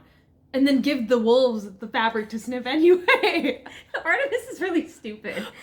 Why didn't you have her holding the thing and be like, my wolves couldn't find her scent anywhere, and she's obviously not here. You know, where could she be? And have her look sad because she's already searched the mortal realm. Yeah. She's already searched it. Right now she's just staring at the nymphs instead of giving them the thing to sniff. No. And so, she says she doesn't seem to be here and she gives it to them to sniff anyway. It's like, what the F, man? Again, it's very odd because it's like, how are you writing and drawing this and not realizing that you are directly contradicting what The visuals are directly contradicting what the freaking dialogue says. Yes, it's almost like, is this intentional? It's really weird. It's so bizarre. I guess she's not at home. Here's the rag anyway. It's just so funny because she thinks that to herself, and the poor wolves don't know that. She's thinking that she's like, time to send them on a wild goose chase. Yeah, get out of here, you stupid butts. Get out of here, lassie. Yeah, just go, lassie, just go. Yeah. And so then Zeus shows up and he says, Artemis, what are you hunting for? And he sees the pink rag and he says, or who? And I guess that's why she had to have the pink rag, but it's just like a pink Persephone colored rag. I mean, I think it would have been more, I mean, they could have used the dress that she gave her. Could have used a scrunchie. Yeah. She was wearing a scrunchie very prominently. I think the dress would have been good, actually, the dress from Zeus's party, because then he would have instantly known that she was looking for Persephone. Oh yeah, that's right? true. He would have been like, instead of saying who you're looking for, he'd be like, oh, hey, Artemis, and then he sees it, and then she sees that he sees it, and then she kind of like, you know, it's too late. He's already seen it now. Do I say something or do I wait for him to say something? Right. And then, obviously, this is the end of episode 24. Yeah, now we're on to 125. Yeah, now we're on to episode 125, and we start with a previously on. Oh, God. Yeah, and so... but the records are missing. Did he say, but the records are missing in the original conversation? Oh, dude, I don't know. I don't think he did. Okay, but he said, but the records are missing. Okay, so he did say that. Okay. False flag. Yeah, false flag. So that's 125. Yeah. He says, but the records are missing, and then Hermes says, hey, Thanatos, a word to the wise. Don't F with things you shouldn't be effing with. Okay? And this one's called A Tree. The A is italicized. And so then we have, this is the location where the alleged events supposedly took place. This is the location where the alleged events supposedly took place? Well, hold on, let me go back to the background chapter to see if there's any obvious flips. No, there's not. Yeah, mirrors and flips. It just looks very Seussian. Yeah. So Zeus is skeptical. This is the location where the alleged event supposedly took place. Yeah, and he says... There is a big tree. That part is true. This is a waste of time. But I don't think... It doesn't look as menacing as what was described to me. Yeah, this is a waste of time. What was described to him? What was menacing about it? We never saw that interaction. Why didn't he just go directly to Helios? Why is Zeus a freaking idiot? Why is everyone in this comic, like, cursed with, like, stupidity? I really don't know. Like, it's really obvious to me that nobody is doing anything like that they're supposed to be doing. It's like very strange, and it's like it really is like watching a movie, like a horror movie, and the characters keep making stupid mistake after stupid mistake. But in a horror movie, it's like somewhat intentional because the fun of a horror movie is watching them be attacked by the killer, like in a slasher movie, right? Especially in movies like Scream, where they do make it sort of meta and it's self-aware. No, this is like watching the freaking Dallas police after the Kennedy assassination. Yeah. Like, what are you doing? It's you're not doing what you're supposed to be doing. This is obvious, you know? It's very obvious, and it's so poorly written. Horrible. It's just terrible. So interrupting his thoughts is the appearance of Hermes, and he says, "Hey boss, but I thought Hermes worked for Underworld Corp." He works for both. Okay. Yeah. So that's allowed. I guess. Okay. Because he's like a courier. Yeah. And so he says, "Hermes, it's nice to see you. I'm actually scheduled to be in your service today." Yeah, so he conveniently explains that he's scheduled to be in Zeus' service that day. "I went to the office to find you, but Theta said you were working off-site." Why? Right. That was such a pointless panel. Yeah, but why is he looking for him? And then he came here. What did he need to... Because he says, "Hey, I was looking for you." Okay, what did you want? It's just because Rachel wanted them to talk to each other so Zeus can ask him about Persephone. That's the only reason. Because he goes away without asking Zeus anything. Okay, stay on the sofa, alright? Yeah. I'm gonna show you something. "Hey, Victoria! I was looking for you. I went to your house, but then, your buddy said that you'd be over here filming today." Okay. Hey, Pyrrhic, what's going on? Hey, so Pyrrhic, did you hear anything about, I don't know, your cat committing a murder? Oh, no, I haven't seen my cat since his birthday. Anyway, I gotta go. Wait, what did you want to ask me? Yeah, what did you want to ask me? What the heck? This is so bad. Like, could you imagine watching a TV show and being like, "Wait, no, you said you were looking for Zeus. Why are you looking for him?" That's what I'm saying. It only gets away with this much because it's a webtoon. If it was a TV show and it was voiced and like acted, people would be like, "What is going on? Yeah. Why are these characters acting this way? Why is everyone so stupid?" So, yeah, Zeus says, "I got a question for you. Have you seen Persephone around at all?" And he says, ... Persephone, haven't seen her since her birthday. Why'd you ask? Do you think these two characters were drawn by two different people? Because Hermes' eye color is yellow and Zeus's eye color is purple. Yeah, I mean, so for me, between me and you, right, the things that we draw differently the most, I would say, are probably noses, lips, and ears, right? Where we choose to focus our details on those three things is pretty different from each other. And looking at Hermes and Zeus right now, the nose, ears, and lips are very different.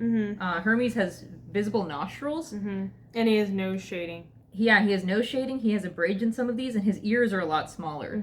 The proportion of the ears, what I've noticed is that artists, when they draw ears, they usually keep the proportions very similar between their characters. Yeah, they don't do different ears for different characters. No, like I never do different ears to different characters, and the proportion of the ear to the face on characters that I draw versus on you draw are very different. The other thing I've noticed is that Zeus has like a singular line for his eye line art, and Hermes has like this very rough brushstroke line art around his eyes that imply like wrinkles and stuff. Yeah. And eyelashes. Yeah, so, and the way even the mouth is drawn, one is drawn like a straight line, the other one has a little bit of a shape to it, like a curve to it, even when his mouth is closed. Just looking at those details, I would say that it looks like it's drawn by two different people. Why would you do that? Why would you do that? Because they have totally different eye colors. In the first two panels, Zeus was drawn by a different person. Yeah. And then the person who's drawing Hermes took over. Yeah. Because all of their eyes are white after that. Yeah. And the details, Zeus has sketchier styled eyes. Yeah, exactly. After that other person took over, now they Yeah. look very similar. Yeah. Can you keep a secret? Of course, Your Majesty. I was recently told something wild. Totally different artist now. Look at the eyes. Yeah. I was told, get this, little bean Persephone had an act of wrath and laid waste to this town. Can you imagine? Ha ha ha, no sir. Ha ha ha, and this whole event was undocumented. Ha. If that's true, more than one of the gods are lying to me, which makes me very upset. So, have you seen anything? Can't say that I have. Gosh, that's such a crazy rumor. I'd love to know who told you. Just for fun. Oh, Thetis, Thanatos, and Minty. It's Minty. And these are all, like, why are these all so many panels when this could have been accomplished in, like, 5 panels? It's ridiculous. And that's the one. Oh my goodness, that's so interesting. Repetitive. Masked rage. I mean, you could have just had his expression there instead of having the masked rage, but whatever. Yeah, and the background colors are totally different for that panel. Hey, why don't I go see if I can find Persephone for you? That would be great. No prob. Yeah, he just runs away. He doesn't, like, Zeus never says, like, by the way, what did you need to ask? Like, what did you need? Yeah, why were you looking Why were you looking for me? He just, like, exits stage right without ever asking Zeus what he was there to ask him. No, what would and it looks so suspicious. What would have been better and a less of a waste of time would have been if he did go to Zeus's office, and then we showed him at Zeus's office, and Minty, Thetis, and Thanatos are all talking with each other, and he overhears them, and he goes, "What are you guys talking about?" Like, he hears them talking about their plan, about the tree, about that Persephone. happens later anyway. Exactly. So this is just a big waste of time, and it brings more questions than it provides answers. It's not like Hermes does anything with this information. No, he just goes and leaves. No, he just goes and talks to Thetis, Thanatos, and Minty. Yeah. And he says, I don't know why you're trying to get Persephone in trouble. That's all he does. He just goes to talk to them, and he says, don't you think Persephone being a genocidal maniac would be Hades' flavor? That's it. That's all he does. I mean, big waste of time. Like, and then after he runs into Hermes, he runs into Artemis. And then after he runs into Artemis, he runs into Apollo. Yeah. It's, like, so ridiculous. It's literally like a comedy. This is something that would be in a comedy. An unfunny comedy or like a high school stage play. So then Hermes runs away and we get 2 freaking panels dedicated to that. Waste of time. Oh, oops. And then he sees Artemis. And he's like, Artemis? She usually doesn't come to this area. How do you know? How do you know, Zeus? How do you freaking know? Yeah, how do you know something like that, but you don't know about the act of wrath? And then he runs over to Artemis, and everyone's just, like, magically in the same area. And Artemis is in the forest, and then Zeus just teleports over there. And then you get Zeus following her. She's been spying for ages. She's definitely up to something. Artemis. And then he goes over to her, what are you hunting for? Or who? And then Artemis makes a bunch of SpongeBob faces again. She's got shiny legs for some reason. And then, like, you just get panels of her legs. I'd reconsider running away if I were you. Give me that.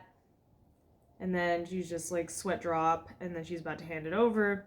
Zeus, just the king I've been looking for. Yet another god just stumbles upon him. Another god who was looking for him just stumbles upon him. And Apollo, it seems I've been running into everyone today. Yeah, just because you lampshaded doesn't make it, like, not bad. I have some things I need to run by you. Right. And then he tells Artemis to scoot off, and then she just teleports again. I just need to finish up with Artemis. Rats, it looks like she left. And this background is now a completely different color. Yep. Like, we got, like, the olive green background, the blue background, and now we're back to, like, green. Yeah, like a teal green. Fancy that, just scooting off mid-conversation. Zeus has, like, a negative IQ. Yeah. He's so dumb. Yeah. He doesn't go like, oh, Artemis and Apollo, they're twins. Maybe Apollo did this on purpose. Yeah, or saying, hey, guys, Persephone's missing and she did an act of wrath. Do you know where she is? Artemis, you're looking for Persephone? I need to find her too. Act of wrath. You know, like... I'm the king of the gods. You have to obey by my precepts. So why is he sneaking around when he's literally the king of the gods? Yeah, and why is Artemis so scared when Eros... So Eros said earlier, you know... Don't tell Zeus. Don't tell Zeus. But then later he says, what's the big deal about him knowing? So what's going on with that? Like, don't worry, I'll catch up with my sister for you. No need to get her involved. Yeah, I suppose you're right. No! Get her involved with what? You don't even know what Zeus wanted to talk to her Not about. only that, but Apollo is not going to grill her about Persephone because he's her brother. He has no stake in this. Why would you trust him to go investigate this conspiracy? For all you know, he's in on it. It's so stupid. Zeus is an idiot. He doesn't have an attention span. What did you want to talk about? Yeah, he's like a cartoon character. Why is there this panel between them? I don't know. It's just like a silent panel where nothing happens. Why are they just like staring at each other silently? Oh gosh. How many times does this happen in Lore Olympus? It happens a lot. Yeah. There's like at least 4 or 5 panels where 2 characters look at each other and say nothing. It's really common and really annoying, and it's such a waste of time. And then you do more splats, and then you get to Zeus.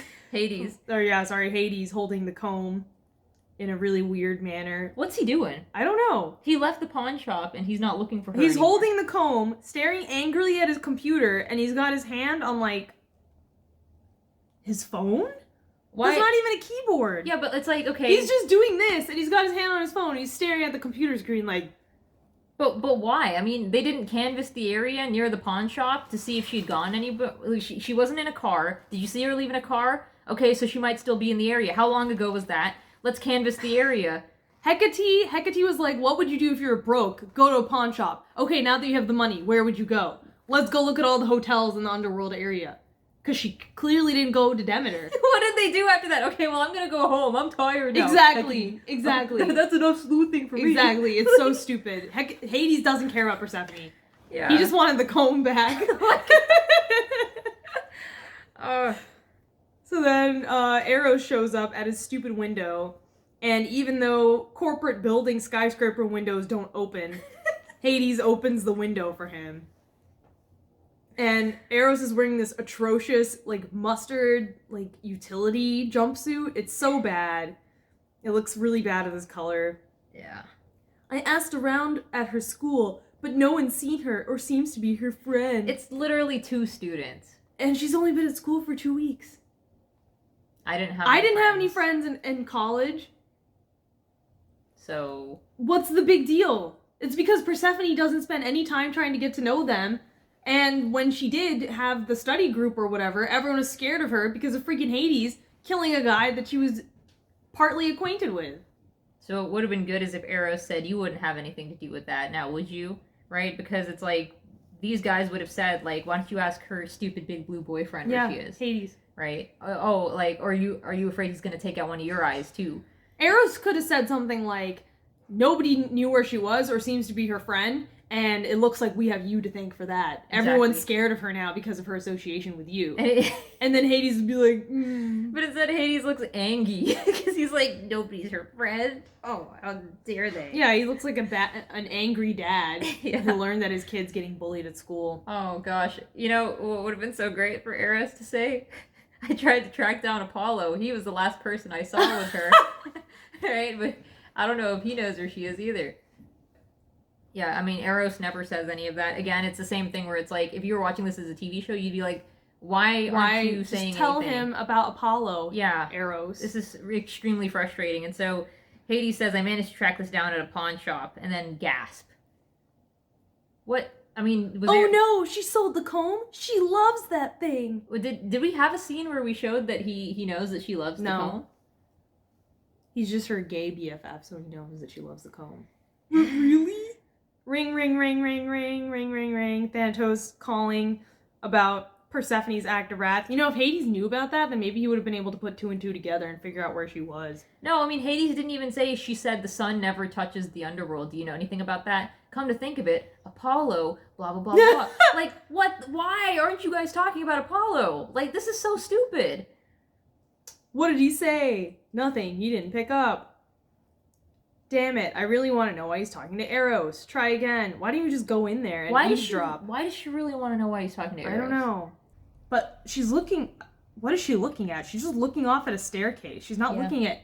Like, it's not like she's looking at Hades and Eros in his office. How does she even know he's talking? I don't know. She's just looking into the middle distance void. No. It's not, like, you should have had Hades, like... glass wall office right there, and you should have been able to see Hades and Eros talking to each other, but I guess that was too much effort to draw with like your 5 assistants. She could have gone into his office with like a coffee and a report or something, and he could have been like, not now, Minty, and then seen Eros And then she goes, what's Eros doing there? Right? I mean, Thanatos, quickly call his office. Yeah. But then you have this panel where she's just like making a face, looking to the side. Yeah. Pointless, wasting my time. Thanatos? And then Hermes is wrestling with Thanatos and the phone. And then they say, oh yeah, Hermes he's gonna really give it to Thanatos. And that's the end of the chapter. Spoiler, he doesn't. No, he doesn't do anything. Nothing happens. Don't even like go into this comic with hey, our boy Hermes is gonna knock some sense into him. Snitches get stitches. You mess with one of us, you mess with all of us. Exactly. Oh god. Hermes about to pay a dear old Minty a visit. It's gonna go down. Can't wait to see what God karma will be like. Sorry guys, you're gonna be freaking disappointed because nothing happens. Nothing happens. Nothing happens. It's like, you know, you want to eat like a nice slice of chocolate cake or something, and you bite into it, but then you wake up and realize it was a dream. So then you go to the store and you buy yourself some chocolate cake, and you're in your car, and you're like, yeah, I love it. You tear into it, and you wake up, it's another dream. And you're like, no! It's just terrible. Don't come into this comic with any expectations, because what you expect would happen, like the common sense thing that makes the most sense from a writing perspective and like from a story perspective, it's just not going to happen. I don't know why, but it's just not going to happen. She's like allergic to payoff. She never wants it to pay off ever. She just keeps dangling plot threads in the air, like carrots, a bunch of carrots, and you're never going to get the carrot. It's like the cat with a laser pointer. You're never going to get the laser pointer ever. No. It's crazy. It's like Chinese water torture. I know. Drip. Drip. No. Drip. Yeah, I mean, like, now we're at the point where we're talking about 5 episodes and it takes us 3 hours to talk about it. It's so bad. It's so poorly written. Because you have to go, like, conversate. For every conversation, you have to go sentence by sentence, because nothing that they're saying makes sense. No, I mean, you can't even go big picture and talk about, like, logically, like, this in the story should not be happening because of all these other things that were set up, like, literally a chapter before this chapter. Not even that. You have to go into the nitpicks of, like, why is Echo dancing with the tray? Yeah, I mean, why is Hera such a stupid idiot? How come Apollo's head is empty? Yeah. He could blow into his ear and sound like, like blowing on a bottle, right? I mean, it's just god-awful. It's like, so frustrating to read. And again, it's not something that you sit down and you have to pick apart and dissect. It comes out, like, straight to your face. We're just asking, why aren't you doing all the stuff that, like, this doesn't make any sense from, like, a story. From what these characters know, and from the urgency of the situation. Nobody's treating it with any seriousness, and nobody's acting on the knowledge that they already have. Nobody's acting like a logical human being in this comic. No. They're acting like automatons or puppets that just execute whatever end goal Rachel wants to get to, which is to drag out the plot, the storyline as much as possible. Yeah. And, I mean, another thing that I'll say is that as these go on, I mean, people might think it's mean that we're kind of, like, getting more into, like, insulting Rachel and her abysmal writing. But I mean, is it like we're not trying to be mean-spirited, we're just baffled. If you zoom out, you see the Pacific garbage patch, and if you zoom in, you see an empty pack of Funyuns that have, like, mold growing on them. Yeah. You know, like, at no angle does this ever look good. You know, like, the dialogue, sentence by sentence, you break it down sentence by sentence, nothing good. No. You look at the art, panel by panel, nothing good. You look at the freaking story, overarching, and it's like, what the F is going on, bro? Yeah. What is it? It's like a pendulum that keeps swinging, like those infinity, desk toys. Yeah, the perpetual motion. Yeah, it's called the Newton's Cradle. Yeah, Newton's Cradle. And it's like, that's basically the story of Lore Olympus, just knocking back one thing to another, but no resolution ever. No. And it's like, yeah, we're like being a little bit more blunt with our criticism and bringing in, like, why, Rachel, why? But it's like, I don't take this seriously. You don't take it seriously. It's like, again, it's like I'm talking about her the same way I talk about, like, a George Lucas. This is the same way we talked about Alex Astor. Yeah, Alex in Astor. our Lightlark reviews. I would talk about this. This is the same way I talked about Stephanie Meyer. Yeah. When I used to review Twilight or, like, read Twilight reviews and talk about it with my friends. Yeah, it's like, like, it's nothing personal. It's just that she's a public figure. Yeah. This is an award-winning comic, like the top comic on the internet. And it's like, really? I don't know why. Like, really? So bad. But, I feel the same way about Star Wars. A lot of people think Star Wars is really good. I don't like it. It's not my cup of tea. And I can tell you why I don't like it, right? And that's just basically what these videos are, is like, I've never read Lore Olympus before. Now that I have read it, I don't like it. I can tell you why. I don't know why other people like it. And I just want to know, like, what's going on with Rachel's creative process. Because it's baffling. It's baffling. It's so puzzling. I'm so puzzled. Yeah. Nothing, like, it's like the new Rings of Power TV show. Nothing came out right. No. Nothing came out right. The costumes, the actors, the CGI, the freaking filming, the sets. Nothing. The music. Nothing is good. No, it's like, how did you mess it up so how did you not get a single, like, there are the ingredients are all here. Yeah. You have, like, you got your chives, you got your garlic, you got your mushrooms, you got your onions, you got your tomatoes, you got your delicious protein, you know? You've got all of the ingredients for a good meal, and then you get, like, something awful. You get, like, I don't know, McDonald's dollar menu. Not even, because at least that has, like, basic satiating pleasure. No, that's at least a dope hit. She goes into the kitchen with all that stuff, and then she comes out with, like, a shoe that was grilled on the stove. And it's like, how did you even do that? Right? It's at once both tough as an old boot and it's raw. Exactly. It's raw, Melissa. Yes, chef. At the same time. It's so, like, it's like a black box, right? Like, all this stuff goes into it, and then this thing comes out, and you're like, what did you do? Especially because at the beginning, it wasn't that bad. It's like watching your hedge fund manager take $1 billion and go into, like, $1 trillion debt. Yeah, but that's one thing, because it's like, bets can go bad, but this is honestly, like, if you had all the ingredients for the cake, like a magic trick. That's what it's like. It's like a magic trick. Like, okay, I'm gonna cut this person in half, and then you cut them in half. It's like, whoa, how did you do that? Or it's a magic trick gone wrong. So it's like you cut the person in half, but you don't actually cut them in half, right? Something goes horribly wrong, and then you find out that the person has, like, drowned. And it's like, how did you manage to drown somebody that you were supposed to cut in half for a magic trick? Like, how did you do that? It's so far off, like, what everything that's sitting right here, that it's like, why? Like, how did you do that? Like 2 + 2 = 4, or if you want to be, like, clever, 2 + 2 = 22, right? But this is like 2 + 2 = zipper. Like, what's going on here? Right? It's so like baffling. it's like when SpongeBob goes to the deep undersea town, rock bottom. Yeah, rock bottom. Yeah, and everyone's speaking, like, backwards, and the language is totally wacky, and it's just like, why? When is the next bus to Bikini Bottom? What? The bus schedule, the next bus. I can't understand your accent. It's like so baffling.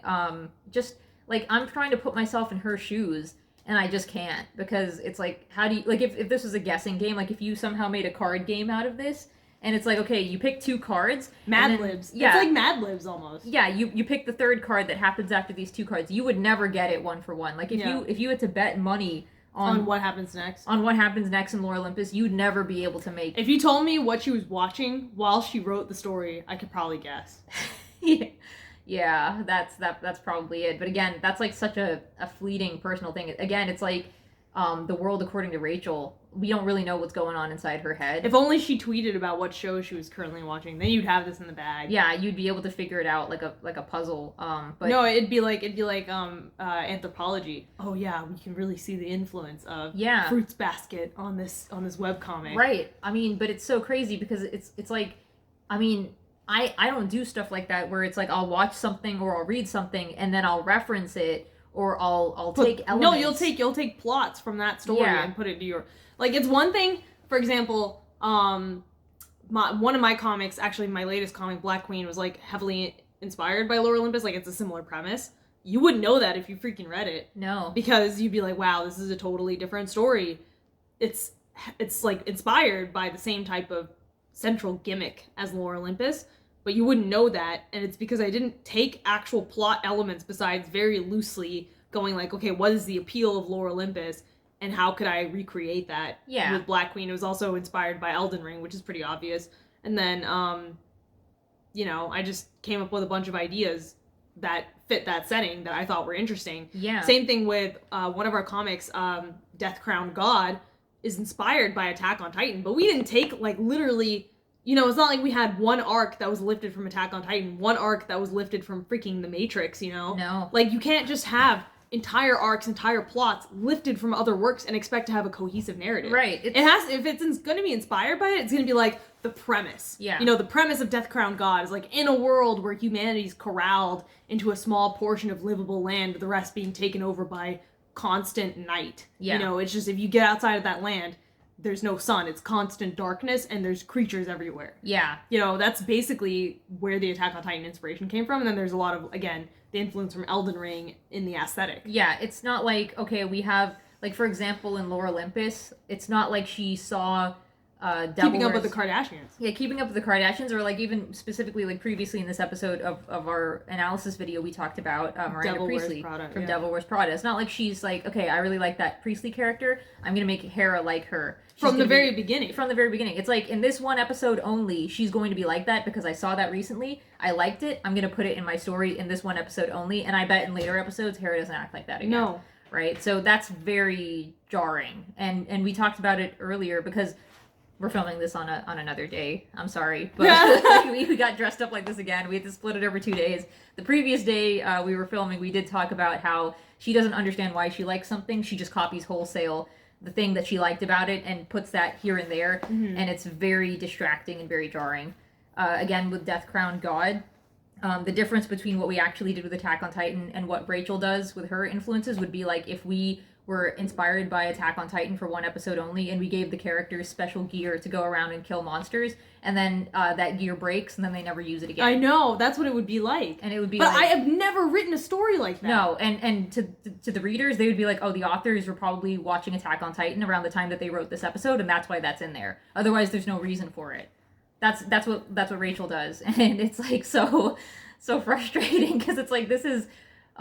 it's like it's spitting in the face of stuff that you previously set up. It's like making your characters act very out of character. Like Hades and talking about the owner of the comb, you can tell she watched something where that happened and she liked it and she put that in there. Yeah, no, it's like instead of starting your story with like a coherent plot idea in mind and then developing the plot along the way based on what you've already written, you start writing your story, you run out of ideas. And instead of rereading your story and looking at the ingredients that you already have, and looking at how to extend that into the future to make sense and make it consistent and coherent, you start watching TV and you're like, oh, I really like that idea. Okay, I'll just have them do this. Yeah. That's what it's like. That's why every 30 episodes, it's a totally different plot. It's Keeping Up with the Kardashians. It's an office comedy / romance. It's, you know, a mythological tale now with the Act of Wrath. That's like the main focus. It's like all mythology and like really deep and portentous and dramatic. And then with the trial, it's like Law and Order. And then with the Chronos thing, it's like freaking Marvel. It's like, this is a different story every 30 chapters. It's bizarre. Yeah. It's so bizarre. I guarantee you, in the very beginning of the story, she didn't have the trial planned out. She thought of that like maybe 10, 15 chapters before it actually happened.